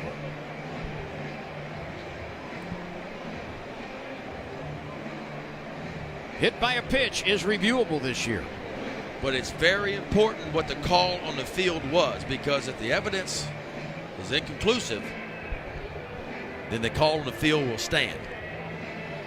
And that's what Paul Maneri, I think, is arguing about. He's saying, hey, why do you guys have to go look at it? Well, I mean, I want to make sure they get it right.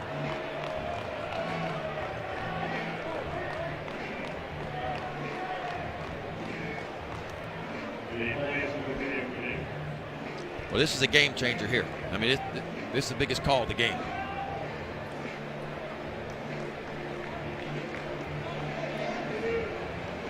Ben, the rule essentially says, and Paul Gillier, the head of the SEC umpires, went into a great deal of detail on this, and he admitted it is a very difficult thing. Let's take a look at this at regular speed and then in slow motion. To me, it looked like the batter was making a normal move to try to get out of the way, spinning, and that happened to, and the ball then happened to hit his elbow. The umpire ruled that the batter had moved in front of the pitch in a deliberate effort to get struck. Yeah, I didn't see it like that. No, I mean, it was a little bit of a flinch to me to get the elbow out, but you're right. The fact that he was turning away from the ball, of course, the left elbow has to go more out towards the plate. So we'll see. Home plate umpire Eddie Newsom. But this is huge. Signal that that the batter put himself in the path of the ball. And it would take a whole lot of guts to overturn this. And you may see Paul Mainieri come unglued if they overturn this. Well, this is the purpose of replay. But yes, I think we're going to have a little more discussion no matter what might be determined here. The umpires have made a decision, and we will find out in seconds.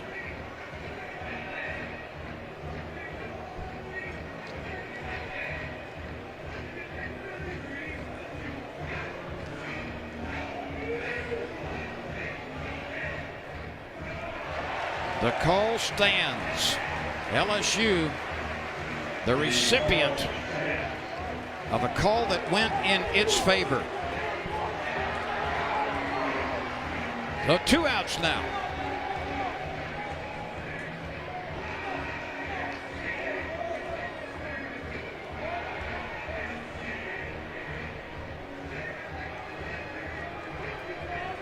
And meanwhile, Vettmeyer is going to come out of the bullpen. Let's take another look at this very controversial play. Did the batter move into the path of the ball, or was he spinning to try to get out of the way and the left elbow flared out in a normal motion, and that's where the contact was made? To me, he right there kind of sticks his shoulder out, but he does. It doesn't look like he does because he's turning at the same time. That's why it's such a difficult call. That's, to me, that's one of those ones from an umpire like bang bang at first base. I don't think you're wrong either way you call it. So I guess it goes down as a strikeout in the scorebook. And Joaquin will be the next hitter as Vettmeyer comes out of the bullpen. He threw 1 pitch last night and then came out of the game after he retired the batter he faced. Vettmeyer was the second pitcher among 6 last night, and LSU's come from behind win over ULM as he entered the game in the 4th inning, and Chad Bell hit a rocket to the first baseman that was turned into an out by the leaping Drew Bianco. So 1 pitch, 1 out yesterday for Vettmeyer, and he's on to try to get the 3rd out of the inning.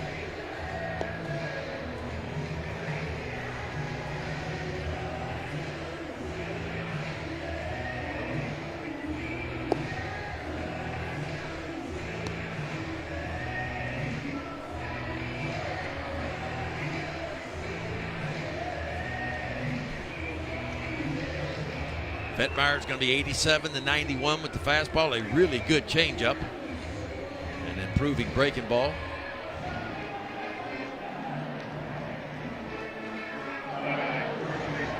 Vettmeyer last year worked 22 innings, most of that coming early.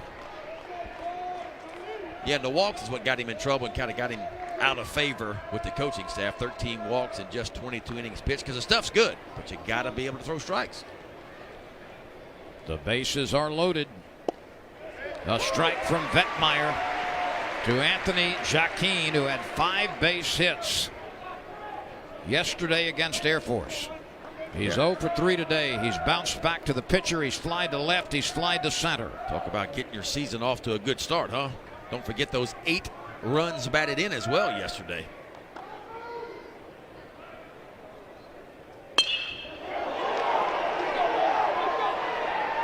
This ball is down off the base of the wall. And 3 Black Knights come home to score. Army has erupted here in the 7th. A 3-run double by Joaquin. And Army has scored 4 in the 7th to take a 5-2 lead. Well, they held Joaquin down for a while, but then he comes up big when it matters most. Just a breaking ball. A hanger sitting right out over the plate saying, hit me, and boy, does he do it. He melts this one out to right center field, and with 2 outs, there was no doubt off and running were all the base runners. And a huge bases clearing double. That ball was hit about 380 feet to the bottom of the wall. And now the Tigers, whose bats have been very, very soft today, have some catching up to do, trailing 5-2. Andre Walden is 0 for 2. He's walked, reached on an error, and bounced out to the second baseman.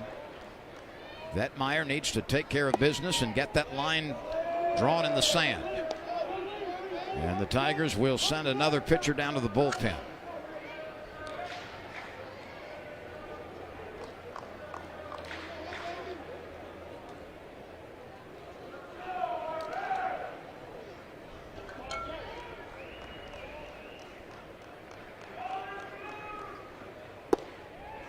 Trent Vetmeyer finds the strike zone. Yeah, that's a breaking ball he wanted to throw right there on the outside part of the plate, down in the zone. 5 runs, 5 hits for Army, 2 runs, 3 hits for LSU.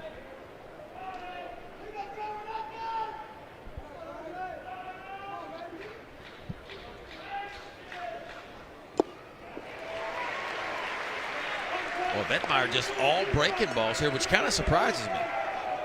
To me, last year, his worst pitch was his breaking ball. The fastball and changeup were the go-to pitches. Especially the changeup. Riggs Threadgill is warming up for LSU. The 2-2 pitch.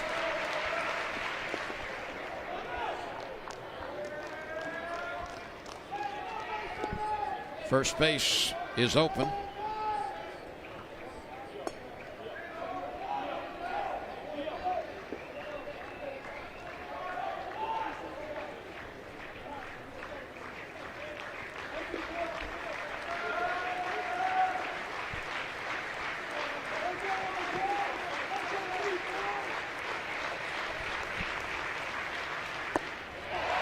A 3/4 swing and a miss. Vetmeyer strikes out Walden. But the damage in the inning was primarily done by Anthony Joaquin.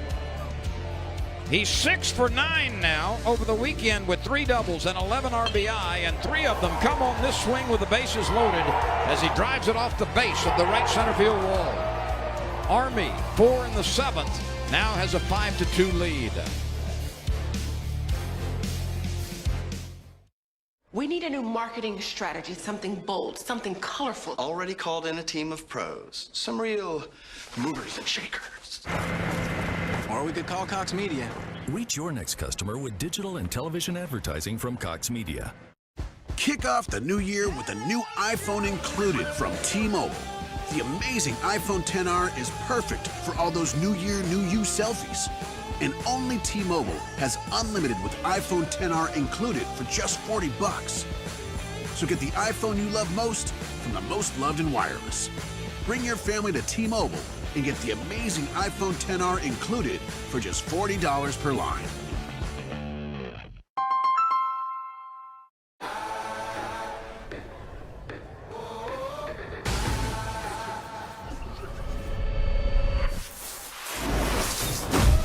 Lift away itch, flakes, and doubt. Stay headstrong with Head & Shoulders. Are you gonna lead, or are you gonna be led? You gonna push yourself, carve your own path all the way to the top, or are you gonna be led? The all-new Ram 1500, Motor Trend's 2019 Truck of the Year. Welcome back, everyone. LSU finds itself trailing for the first time as Army gets 1 in the 6th and 4 in the 7th. There was some controversy there, which went LSU's way, Ben. But as it turned out, Army got that bases clearing double by Joaquin. Now we go back to the batter spinning right here to apparently try to get out of the way of the pitch, but it was ruled that he stuck the elbow out. Here's the irony. If he had not moved at all, and that ball would have hit him on the shoulder or the elbow, he would have been awarded first base. Absolutely. And I guess the new rule is, it used to be if you got hit by a ball and you wanted to take your base, it was just a ball, right? And you had to come back to home plate.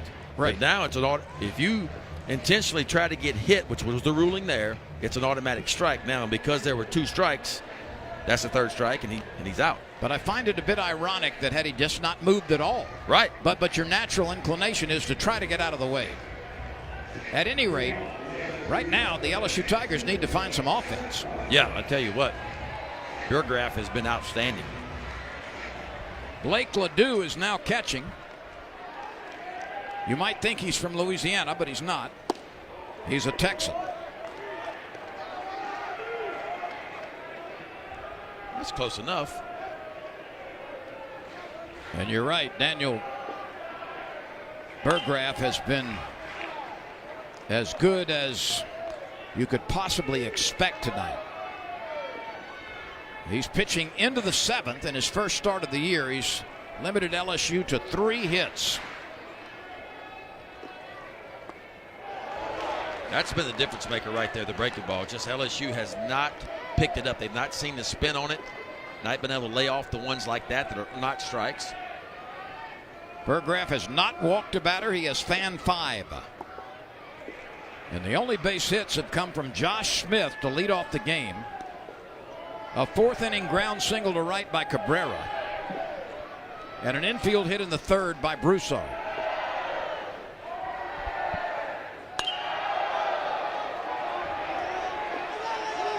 Joaquin has room in front of the LSU dugout. There's the first out. Yeah, and I can't really think of any ball that was absolutely hit hard today by LSU so far. No, not at all. I mean, even the 3 base hits, none of them were really just mashed. Duplantis' sacrifice fly to center field in his first at bat was hit pretty well. But very few balls have left the bat with any velocity. LSU has not had a base runner since the 4th. It's been impressive.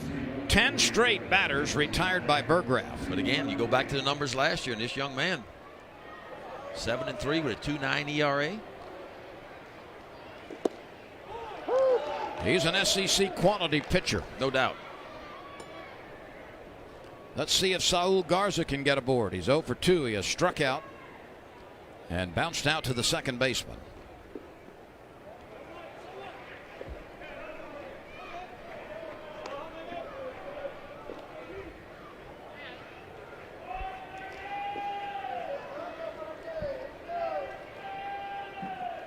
Cade Beloso is on deck.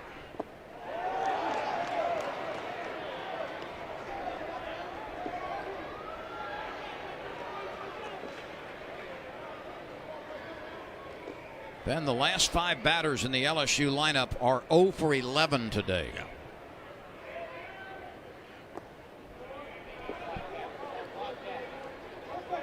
It's just amazing. I mean, it's a game of baseball, how quickly things can change. LSU looked really good from an offensive standpoint last night. 4 home runs, 10 base hits.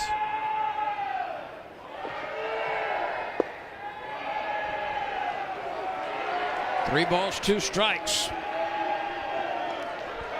LSU trails 5-2 in the 7th.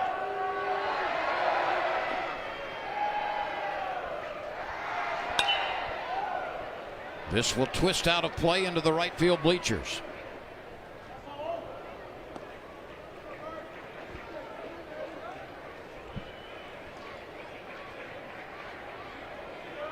That's the way to do it. Throw to that group of youngsters there. But I think an interloper stepped in and grabbed that one. Well, we had an arrow. We had a bobble. We did. And somebody else grabbed it. Garza with a patient at bat draws a walk, and that's the first of the game from Burgraff. Yeah, you may get a pinch runner right here.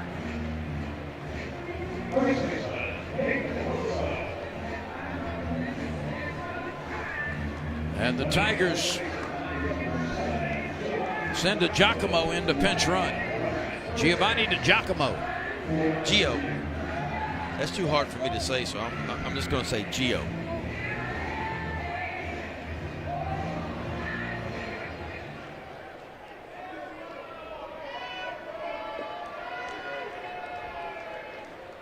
One on, one out. Cade. LSU needs one more base runner to potentially send the tying run to the plate. Now, Giacomo can run. Like, he's supposed to be the fastest guy on the team. He can really go.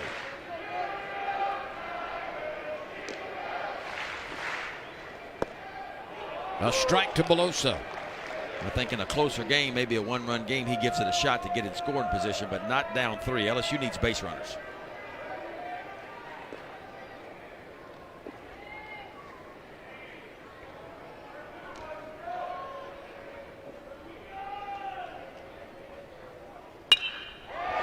There's a base runner.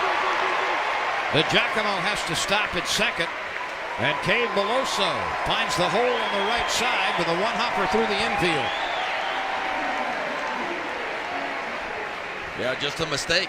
No balls and 2 strikes. You hadn't seen Burgraff make too many mistakes. He wanted this breaking ball to be down in the dirt where he has so much success, but Beloso takes a hanging breaking ball. That's really the first ball today by LSU that's been struck well.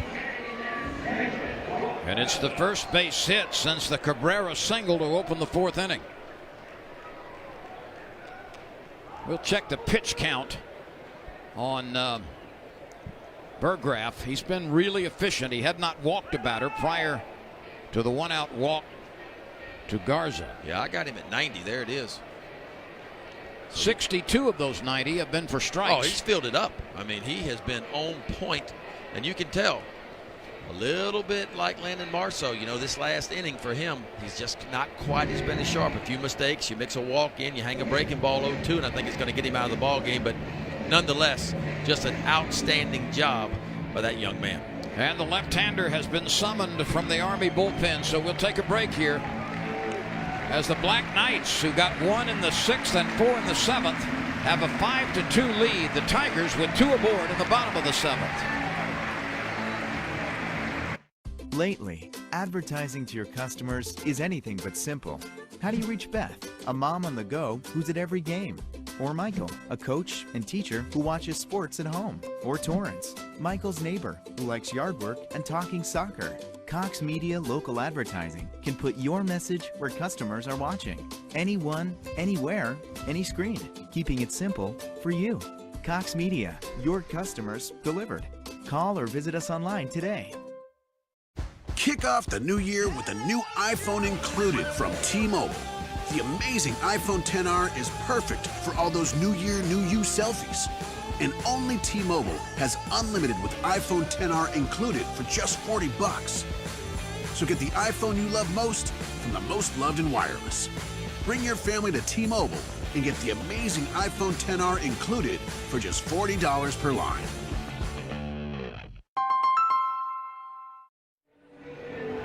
The new pitcher for Army is Cam Opp, C-A-M-O-P-P. He was one of 3 Army pitchers picked to the preseason All-Patriot League team.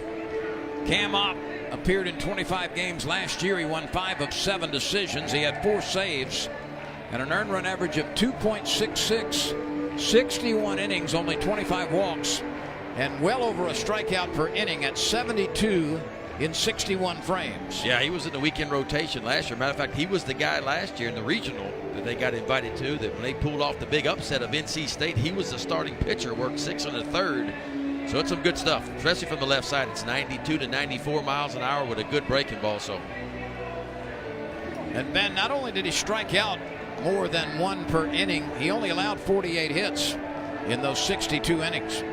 Well, I mean, you're seeing the reason why Army is expected to win the Patriot League again this year. I mean, they got some arms in the bullpen. They got some arms in the weekend rotation. The offense is solid.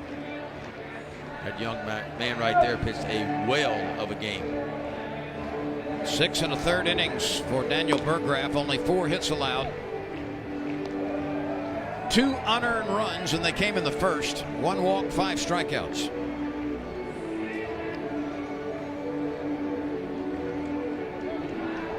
That's good stuff. Yeah. Oh, he was terrific. Loved the breaking ball, spotted the fastball, got ahead of almost every hitter he faced, mixed his pitches well.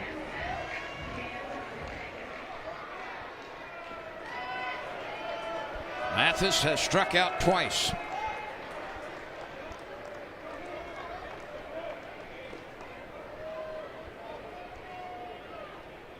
This would be a good time for his first base hit of the season.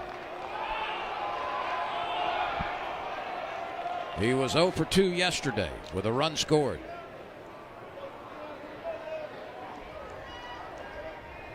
DiGiacomo at second base. Veloso at first. A good pitch and a really good swing by Mathis. All over that fastball, just a little bit under it. Hal Hughes is on deck.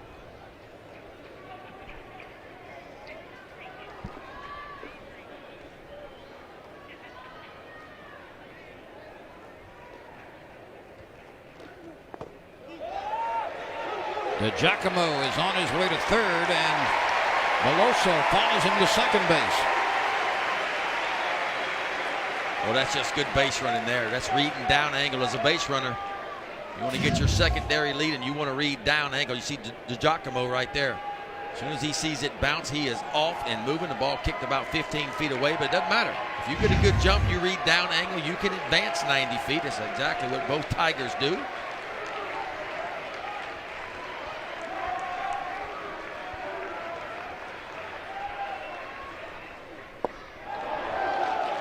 That bender had Mathis swinging over it.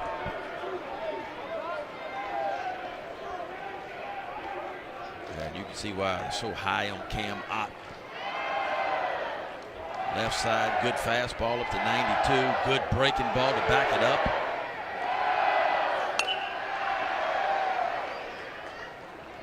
That's a good Army name, isn't it? Cam Ott. Yes, it is.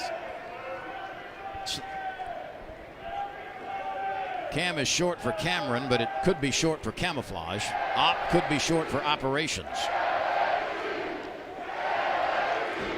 Well, he's on a mission right now. He is. The left-hander rocks and misses outside.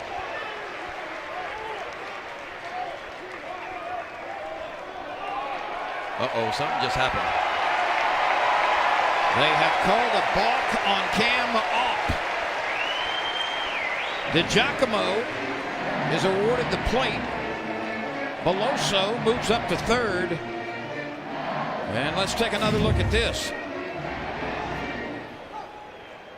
We can't tell about the placement of the feet. Everything is okay to this point. Oh, there's the flinch. That little hip move. That looked like a little flinch with the back leg. Yep, and that was called by the first base umpire, it looked like, not by the home plate umpire.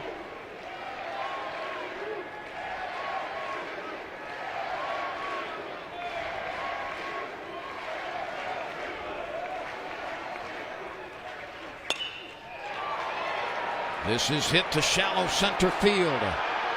Hartebees has it. The runner does not move from third. So Mathis flies to center. Hartebees did a good job of getting to that ball. That's the second out. And the Tigers need a base hit from Hal Hughes. 5 runs, 5 hits for Army, 3 runs. And I believe there should be 4 hits for LSU.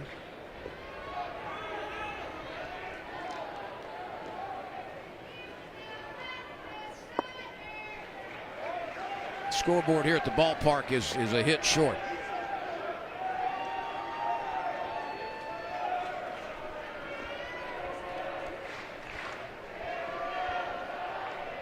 Hughes has struck out. He has grounded out to short.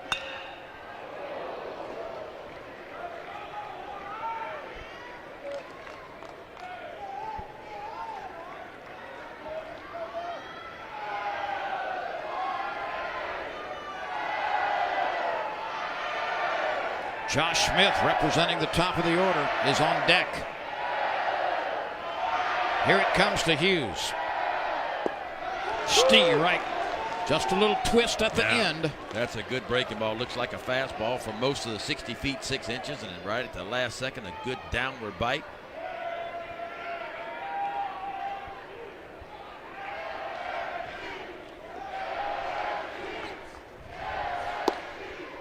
Hughes does not have a base hit so far this weekend.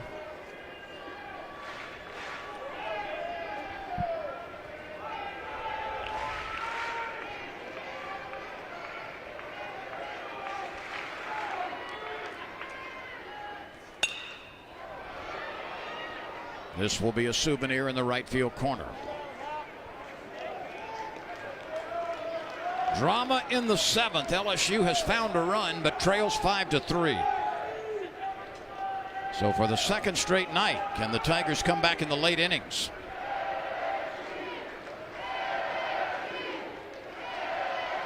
The 2-2 to Hughes. He fouls it off and he's fighting the best he can at the plate. Yeah, you can't get out and look for that fastball that's 90-92 because the breaking ball is so good. Especially with 2 strikes, you just don't know what you're going to get. So you almost got to try to hit the fastball opposite way. And have enough bat left in case he does spin the breaking ball, you got a chance.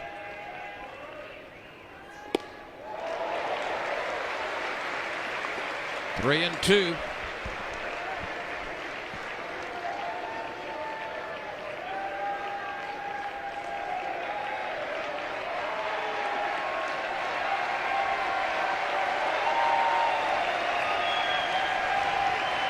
Cam up to Hal Hughes. Hurtubise scoots quickly to his left, and the center fielder makes the catch. So a balk produces a run, but Cam up retires the 2 batters he faces on fly balls to center. LSU pulls a little closer. We go to the 8th. Army 5, LSU 3. We need a new marketing strategy, something bold, something colorful. Already called in a team of pros. Some real movers and shakers. Or we could call Cox Media. Reach your next customer with digital and television advertising from Cox Media.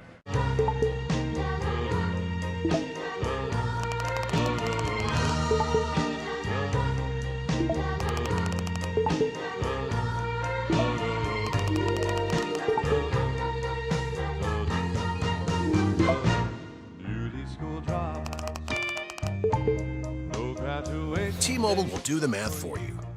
Join T-Mobile and get 2 phones plus 2 unlimited plans for just $100 a month. Alexa, dim the lights. Okay. Oh, no. Dad, I need your help. What have you done? Burnt the duck. That's a duck? What do you have in that cabinet? Some spaghetti. Okay, chop up some garlic. Your mom cooked duck for me once. Did she burn it? Of course she did. Of course she did. Now it's beautiful. There you go. How do I look? Perfect. Thanks, Dad. What's his name? Dad. Alexa, hang up.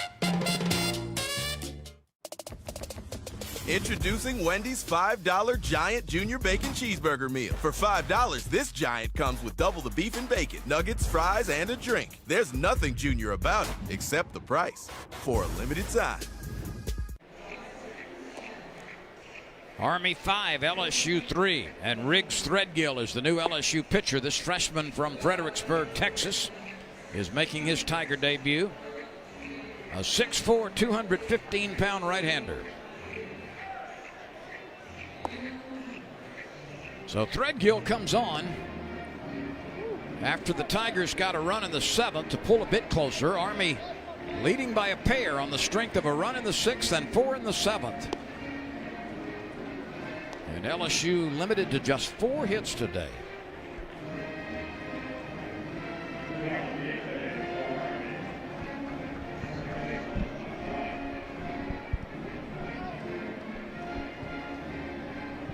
Josh White, Jeremiah Adams, and Carter Messias are the 3 batters that Threadgill will face here in the 8th.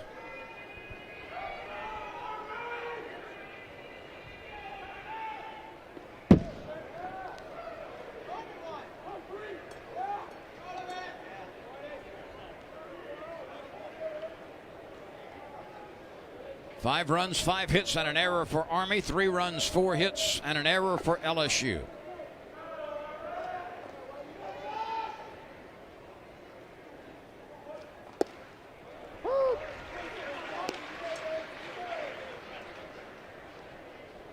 White had a second inning single. Marceau struck him out in the 4th.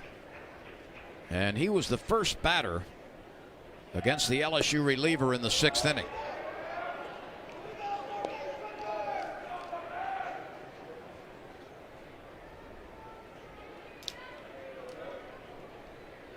Riggs Threadgill.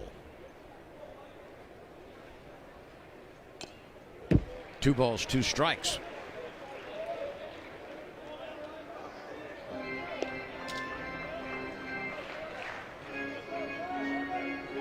LSU will be in action tomorrow at 3 o'clock Central Time against Air Force.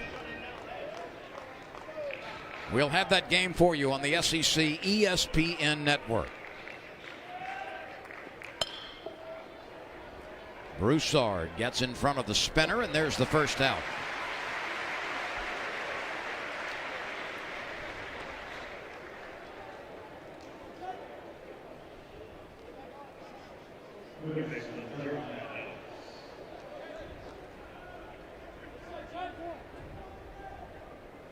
Here's Jeremiah Adams. He had a big base hit to get that 7th inning started, and later came around to score.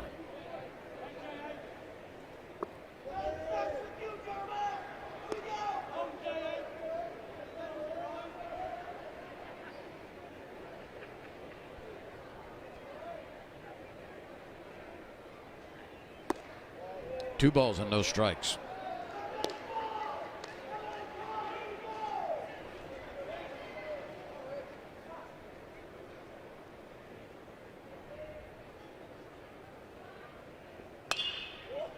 That's out of play, straight back. Ben, this Army team, considering the fact that it has been much hampered in the run-up to the start of the regular season by weather and not able to really string days together outside and practice in normal conditions, it has looked pretty darn sharp this weekend. It really has.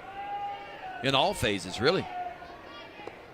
I mean, the pitchers have been getting their work in. You can tell that. They've been outstanding. They gave up 2 runs yesterday, only 3 runs so far today. And only one of those has been earned. And they've done the little things right. You know, they've stolen some bases. They've got 2 sacrifice bunts down.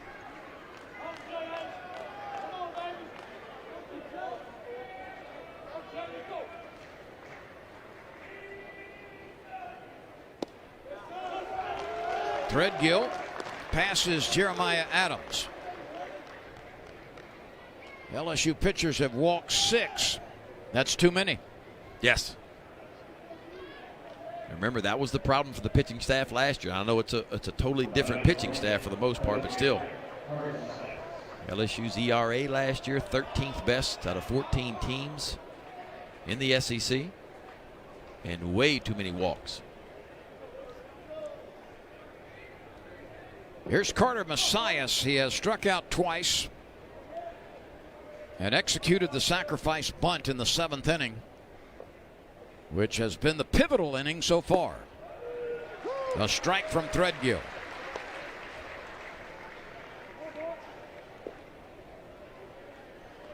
Army does not play a home game until March 20th, and that's after 18 consecutive games on the road. How about that, you? Wow. What's that? That's a third of the season away from home to get it started.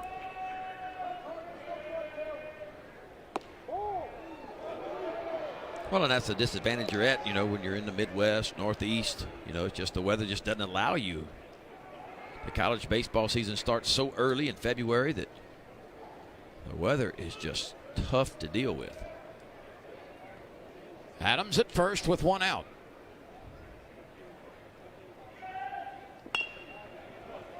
This will push the runner to second base as Beloso finally turns and makes the play.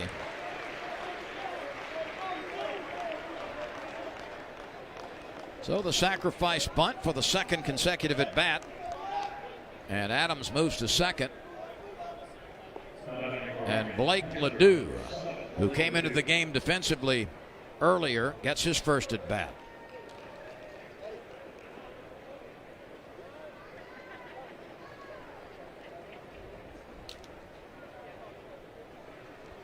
And we'll also have a move to the bullpen.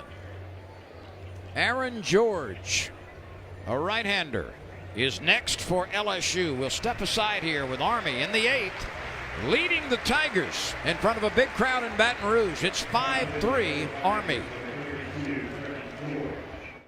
We need a new marketing strategy, something bold, something colorful. Already called in a team of pros. Some real movers and shakers. Or we could call Cox Media. Reach your next customer with digital and television advertising from Cox Media.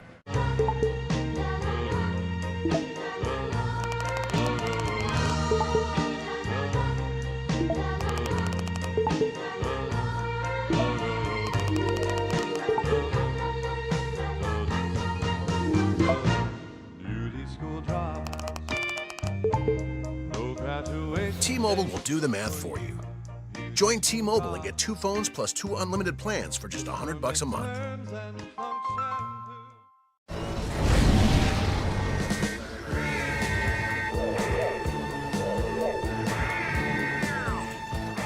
You guys hungry?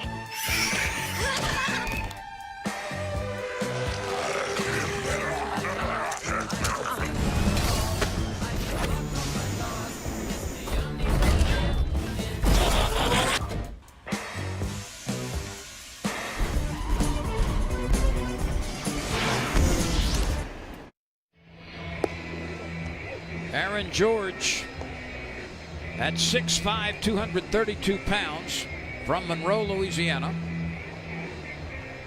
His last stop was San Jacinto College, and Aaron George is making his LSU debut. Yep.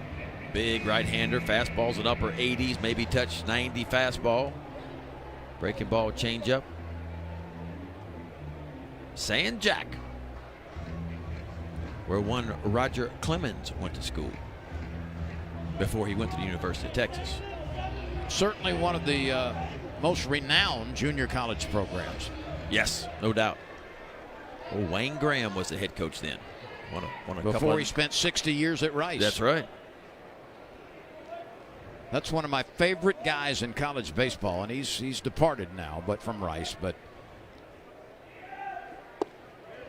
you know, Wayne Graham actually played in the major leagues. That's for right. Casey Stengel.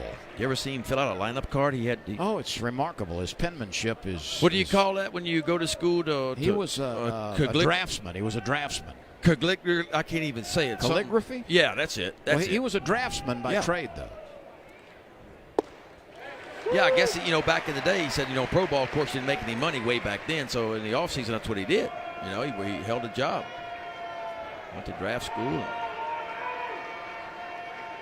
He can fill out a lineup card. It's unbelievable how neat it is.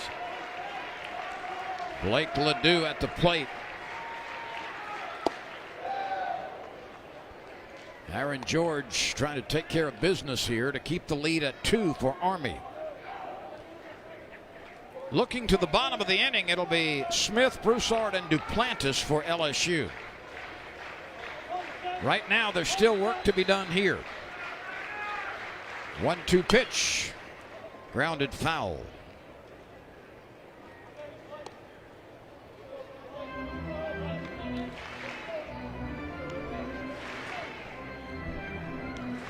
Well, LSU's where they want to be with lineup-wise, for the next 2 innings to have a chance. You're right, though. The important thing is they're trying to put up a 0 here.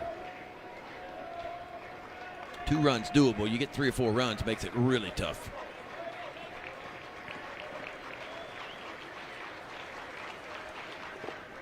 He got him to swing at a bad pitch. The throw will have to be made to first base. And Brock Mathis successfully executes it. So Aaron George comes on to strike out Ledoux. And we go to the bottom of the 8th. Army 5, LSU 3. Okay, team. We need a new marketing strategy, something bold, something colorful. Already called in a team of pros. Some real movers and shakers.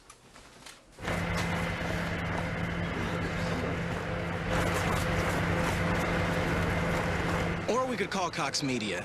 They can reach our customers through digital and television advertising. Good idea. Get Cox Media over here. Reach anyone, anywhere, on any screen with advertising solutions from Cox Media.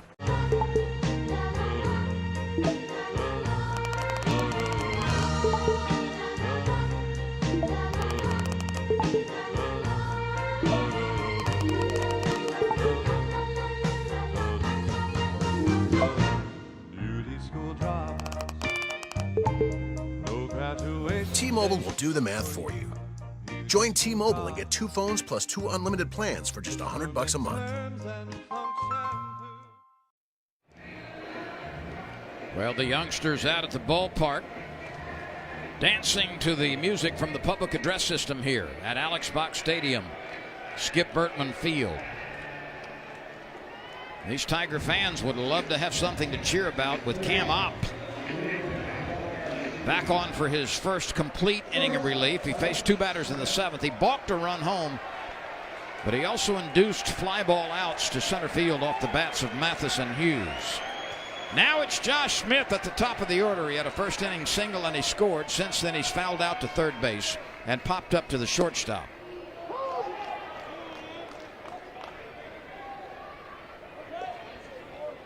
Daniel Burgraff started. He pitched into the 7th inning, and he was sensational as the Army starter. A knock to right. Josh Smith gets aboard. The tying run comes to the plate.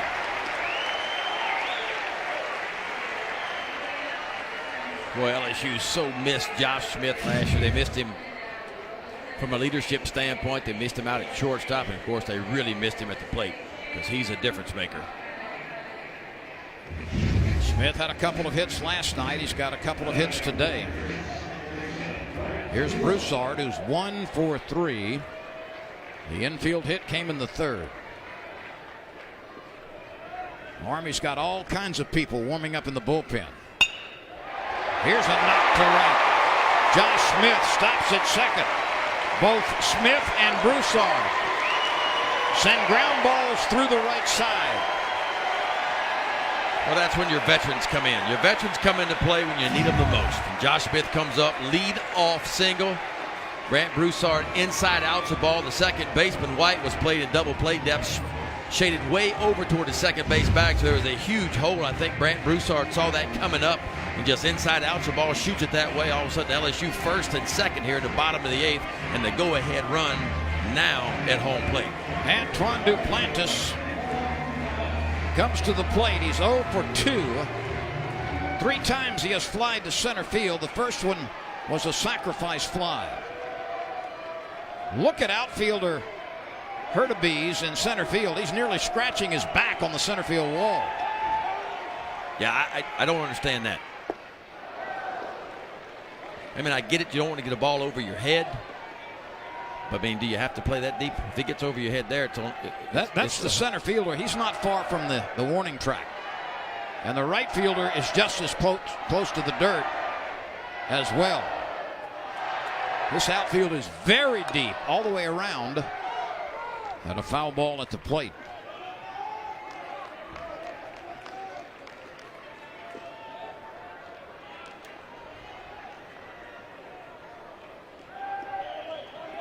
But it's good for Duplantis because yes, he's a line drive type hitter. That's what he does. I know he hit 2 home runs last night, but that's not his game.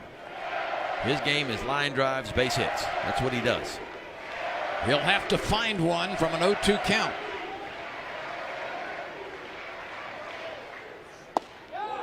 Oh, nice pitch right there. 0-2, you don't want to throw a strike, but you want to make it close enough to make that hitter really think about swinging, to make him make a decision. That's a fastball, just about 3 balls off the outside corner.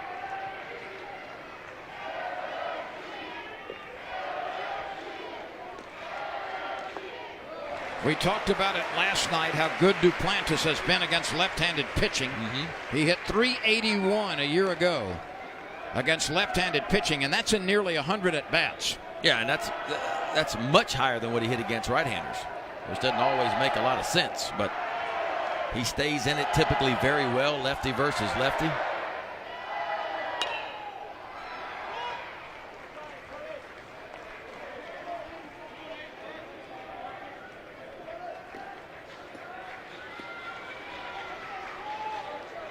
Duplantis carries a bat to work. His brother carries a pole vault. And both of them are pretty good with it.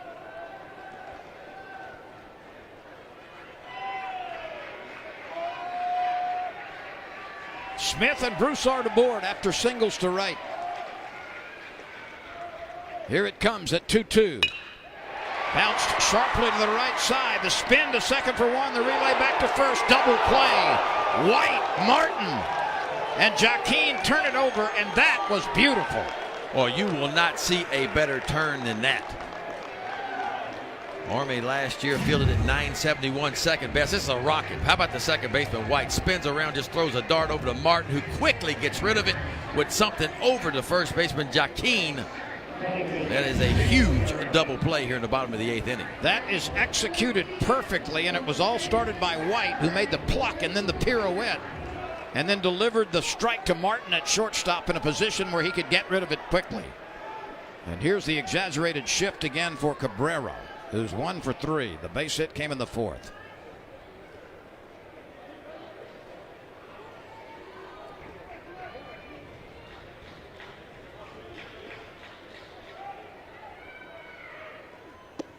Ball 1 to Daniel. Cabrera drove in 5 runs yesterday.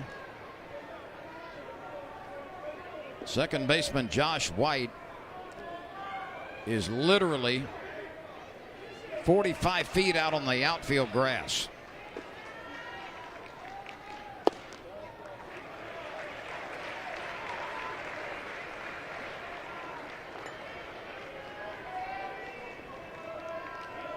Ben, do you think that Josh White could throw out Cabrera from that distance? If that's not the right fielder you see in your screen, that's the second baseman. If it's hit hard, yes, he can. But if it's a dribbler, straightaway second base, I don't know that he does. But that's what you're seeing at the big league level all the time, a shift just like this. And my guess would be the third baseman, Adams. If there wasn't a runner at Josh Smith at third base, he'd probably be swung over in the shortstop position. Right, that's the way he was last time, in the normal shortstop position. How about Cabrera? 3-0 green light. Why not? 2 large ones last night. One swing could tie this thing up.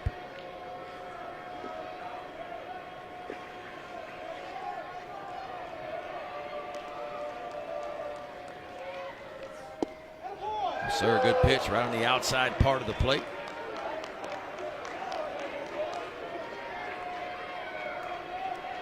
Cabrera hit 282 against left-handers last year and 331 against righties.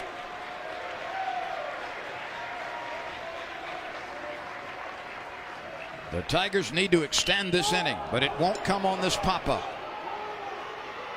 Martin, the shortstop, weaving and wandering, but he's got it. LSU threatens, but base hits by Smith and Broussard do not account for runs. We go to the 9th, 5-3, Army. Okay, team, we need a new marketing strategy, something bold, something colorful. Already called in a team of pros, some real movers and shakers.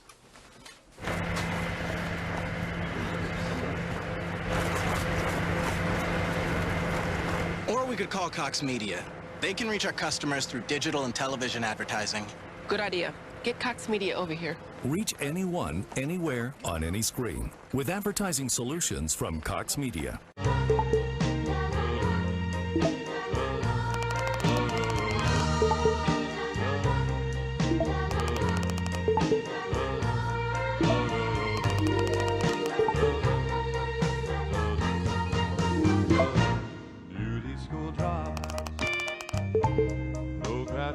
T-Mobile will do the math for you.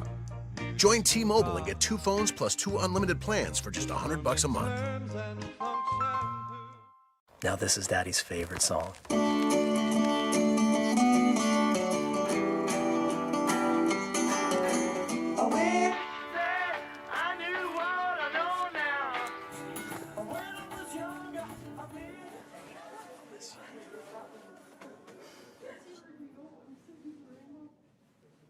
Alexa, play Dad's playlist.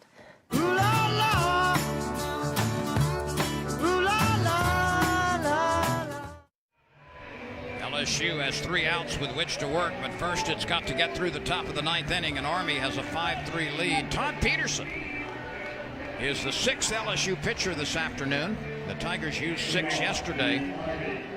Todd Peterson getting a chance to throw the 9th. 3 starts last year. Most of his work came out of the bullpen. Yeah, if you remember right, Peterson began the year in the weekend rotation and really struggled in that role and really kind of fell out of favor, period. And just out of necessity, about halfway through the SEC season, they had to have somebody to come in and close the game. Well, he filled that role and really never looked back. And something happened to Todd Peterson about the second half of the season. He figured something out. He pitched 47 innings. He gave up 48 hits, but most of those came in the first half of the year. And when he went into that closer role, it's like a new guy stepped on the mound. Fastball now is going to be 93 to 96. That one was at 94. This one is headed into right center field, and it's down between Duplantis and Watson. And then fumbled for a while. And Trey Martin at the bottom of the order doubles into right center field off Peterson. How about the day by Trey Martin? You always hope you can get production at the bottom part of your lineup in that 9-hole. Typically, that's most teams' weak spot, but it's not been the weak spot for Army today. Trey Martin flew out his first at bat, but then he walked and scored. RBI single in the 7th, and now a leadoff double here in the top of the 9th. And the Black Knights are looking to add on to that 2-run lead. Each team has 6 hits. The difference for Army after trailing 2-0 in the first was a run in the 6th and 4 in the 7th. Got to think bunt's coming here.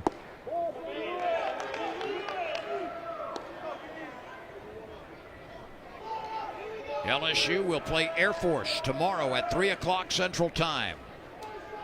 It's available on the SEC ESPN network.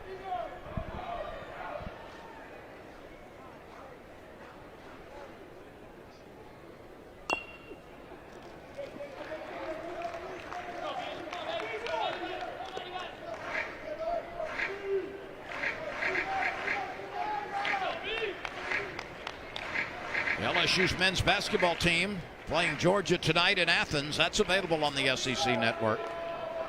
Tigers are once beaten in league play.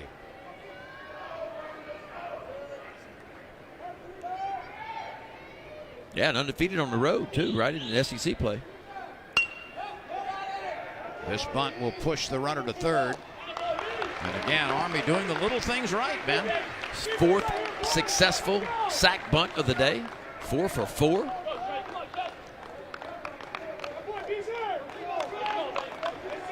LSU will be forced to bring the infield in. They cannot afford to give up another run. So you'll see all 4 infielders on the edge of the grass. Drake Titus has grounded out, walked, singled in a run, and struck out and swiped a couple of bases. And he showed you the last time up he will bunt too, so you got to be ready for a safety squeeze, straight out squeeze. A chop to the second baseman. Be out at first, and Martin had to hold his ground. Well, nice job by Peterson right there. Kept the fastball down. That's what he wanted to do. Tried to create a ground ball. Worked out perfectly. Just a one-hopper to Brant Broussard at second base. He checked the runner over at third, pushed him back, and got the out. Now LSU just 1 out away from keeping this just a 2-run deficit. And Ben, we've had the intentional walk called for by Paul Maneri, so he has used for the first time the new rule change as Joaquin was waved down to first base. Now this sets up a force at second, and it takes the bat out of a very good hitter. Yeah, I mean, Joaquin's been as good as anybody in the country. What, 11 RBIs now in 2 games. 8 last night, 3 today with a bases clearing double.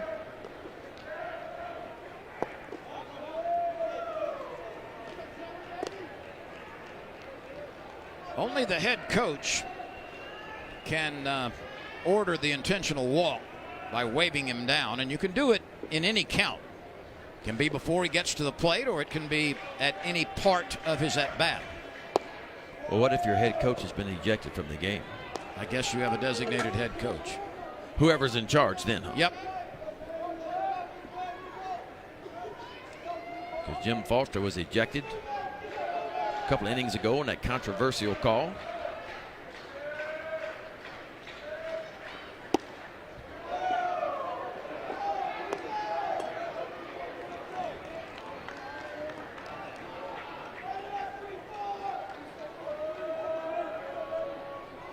Each team has 6 hits. Army leads by a 5-3 score. Walden has walked, struck out, reached on an error, and bounced out to the second baseman.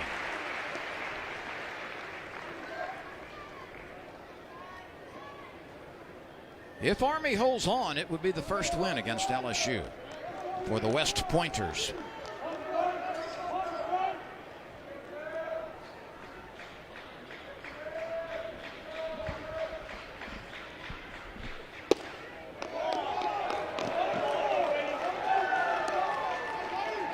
I'm not going to count the intentional walk, but that is 7, I think, for LSU pitching. Yeah, too many. Way too many. More walks than hits allowed. Only 6 hits allowed by LSU pitching so far today, but 7 walks.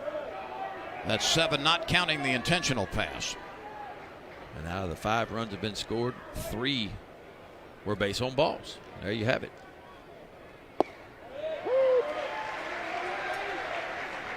Peterson needs to take care of business in Josh White. He has singled, struck out, and bounced out twice.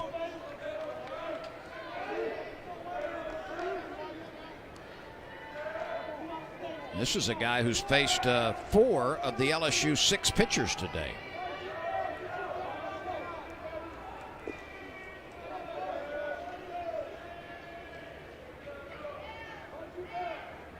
Six pitchers used last night by the Tigers. Eric Walker by far the most impressive in 2 1/3 innings of work. And 6 pitchers used today, and Landon Marceau, the starter, did the best job on the mound for the Tigers today.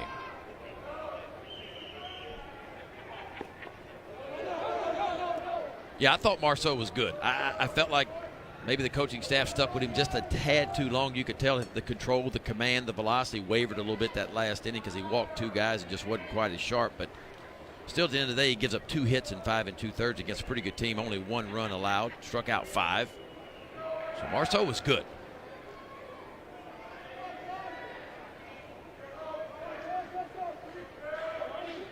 Todd Peterson to Josh White. Jeremiah Adams is on deck. There are 2 outs. Good breaking ball by Peterson right there.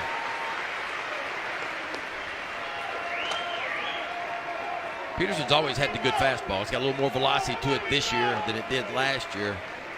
But what really turned the corner for him last year was that breaking ball. He started to land that breaking ball for strikes when he wanted to. Then he could get it out of the zone. The command of it got much better. He turned into a really solid closer for LSU toward the end of the season. He gets the inside part of the plate, and the inning is over. Peterson with a huge strikeout does not allow Army to add to its lead. But we go to the bottom of the 9th in Baton Rouge. Army 5, LSU 3, as Peterson hits the inside edge. We need to do a better job reaching our customers. Let's brainstorm. New guy, what you got? Well, we could call Cox Media. Their digital and television advertising can reach our customers through niche targeting. Not bad, new guy, but it's niche, not niche. No, it's niche. The C is silent. You don't fit into a niche, you fit into a niche. I fit into a niche. No, I'm pretty sure it's niche. It's got to be niche. Whether it's niche or niche, Cox Media can reach your next customer. Anyone, anywhere, on any screen. Kick off the new year with a new iPhone included from T-Mobile. The amazing iPhone XR is perfect for all those New Year, New You selfies. And only T-Mobile has unlimited with iPhone XR included for just $40.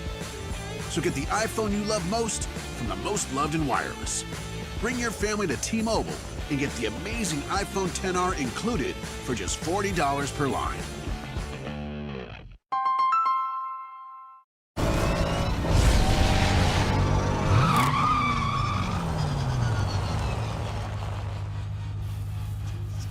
Excuse me, Mr. Batman, is there like a trunk? Artificial intelligence helps us meet the needs of tomorrow, today. By 2050, we need to produce 60% more food. So how do we feed the world without wrecking the planet? Using Microsoft AI, we make predictions about when to plant, when to irrigate, and when to harvest. Now we can reduce waste and produce more food. Artificial intelligence helps us change the way we feed the world. LSU has 3 outs with which to work, trailing Army 5-3 in the bottom of the 9th inning before a near-capacity crowd in Baton Rouge. And Army has gone to the bullpen for the second time with right-hander Sam Messina taking the hill in the 9th. 13 games last year, a 2-5 record with a 4.12 ERA. 39 in the 3rd innings. He walked 21. That was a problem. He struck out 44. Yeah, every pitcher they brought in today, more strikeouts than innings pitched. Yeah.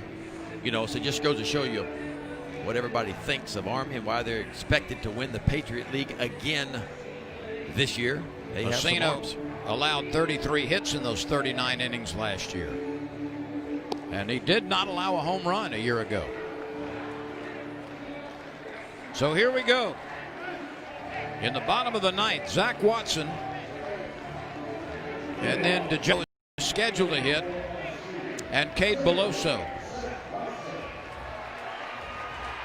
Well, if you can perform in this environment, you can perform anywhere. Carrying a 2-run lead to the bottom of the 9th inning here in Baton Rouge.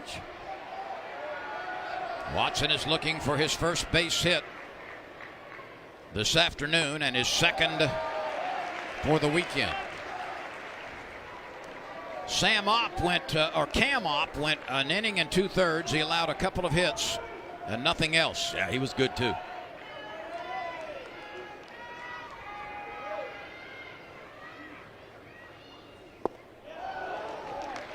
This game has belonged to Daniel Burgraff, the starter, who pitched into the 7th inning. Gave up 2 unearned runs, and they came in the 1st. Burgraff has been long gone, but very, very good as a starter for Army. And the Tigers have just not been able to string much offense together. There's Burgraff, hoping his team can hold on here in the 9th. Messina is a senior. He's got an opportunity to claim the save. A little bit tight, 3-1.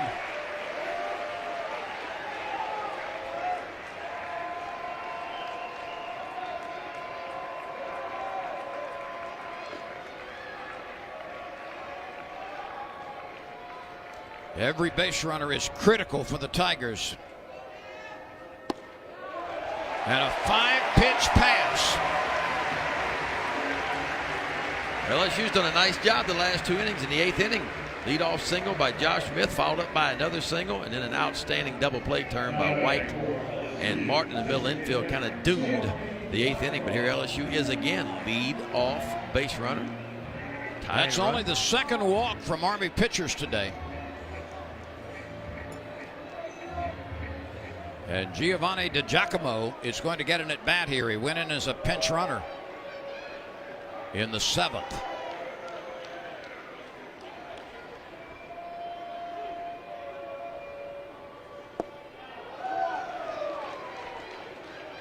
Pretty good changeup right there. So you see a lot of fastballs. You get 5 fastballs in a row if you're DiGiacomo and you're watching. All of a sudden you get a leadoff changeup. Really good pitch by Messina.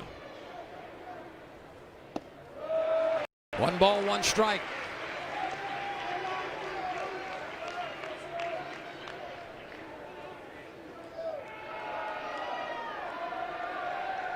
DiGiacomo had 1 at bat yesterday without a hit, and he struck out. Yeah, but it's something about this kid. You know, I like this kid. I haven't seen him much, obviously. It's just the 2nd game of the year, but he's just one of those guys stepped on campus and just acts like he belongs.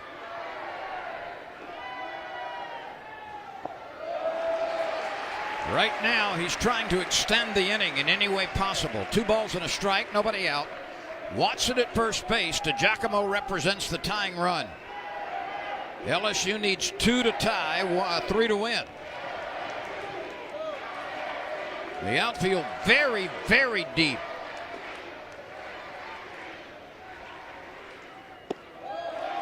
That's elevated, and Messina has had trouble finding the strike zone. Ben, you almost need the Hubble telescope to see the center fielder. I've never seen outfielders play that deep before in any situation. Another 5-pitch pass.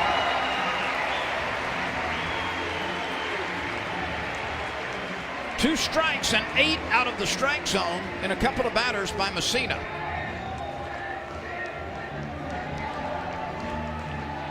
Well, decisions here. You know, Belloso's a power guy. He can certainly end the game with one swing, but he can also hit into a ground ball double play and almost tear this inning in half. So if you're Paul Mainieri, what do you do? Looks like Belloso's going to get the hit. Thought he might see a pinch hit, could see a sacrifice bunt, move those tying runs into scoring position and take 2 swings at it, you know, but it appears as though they're going to let Belloso swing away. Belloso is 1 for 3. He had a base hit in the 7th. Prior to that, he bounced back to the hill and flying to center. Because my bet would be as Belloso, as successful as he was in high school, probably was never asked to sacrifice bunt a day in his life in high school. I would not take that bet.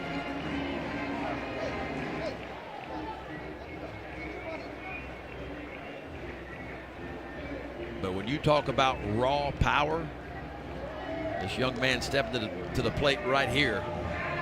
He has it. He has the most on the team. I'm talking about in batting practice yesterday, we saw him hit a ball off the sign, the Intimidator sign out in right field, way up past the bleachers. And that's a long one. Sam Messina to the freshman Cade Belloso. A state champion at John Curtis. He belts it. It's way back. You can pucker up and kiss that baby goodbye. It's a walk-off home run. In the bottom of the 9th inning, Cade Belloso drills one into the bleachers. There's that power you were talking about. And what a way for Cade Belloso in his first start as an LSU Tiger to propel the home team to victory. You could have hung a week's worth of laundry on that line drive. Wow. You know, and you could go back to Paul Mainieri telling him to be aggressive. Be aggressive, and aggressive he was. I mean, hunting the first pitch fastball, and the youngster gets it right out over the plate, and I mean, he melts one straight away right field, and the Tigers walk it off in the bottom of the 9th inning.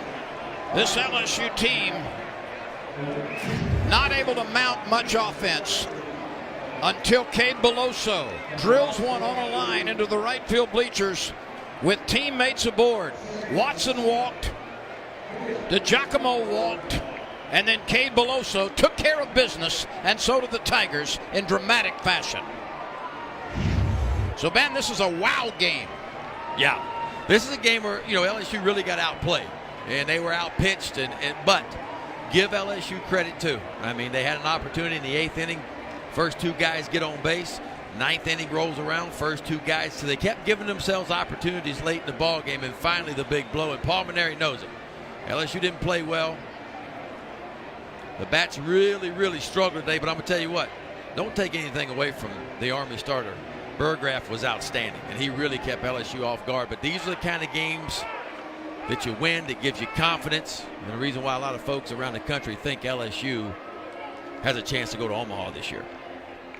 Todd Peterson, the winning pitcher for the Tigers. LSU next in action tomorrow at 3 o'clock against Air Force. We'll have it for you right here.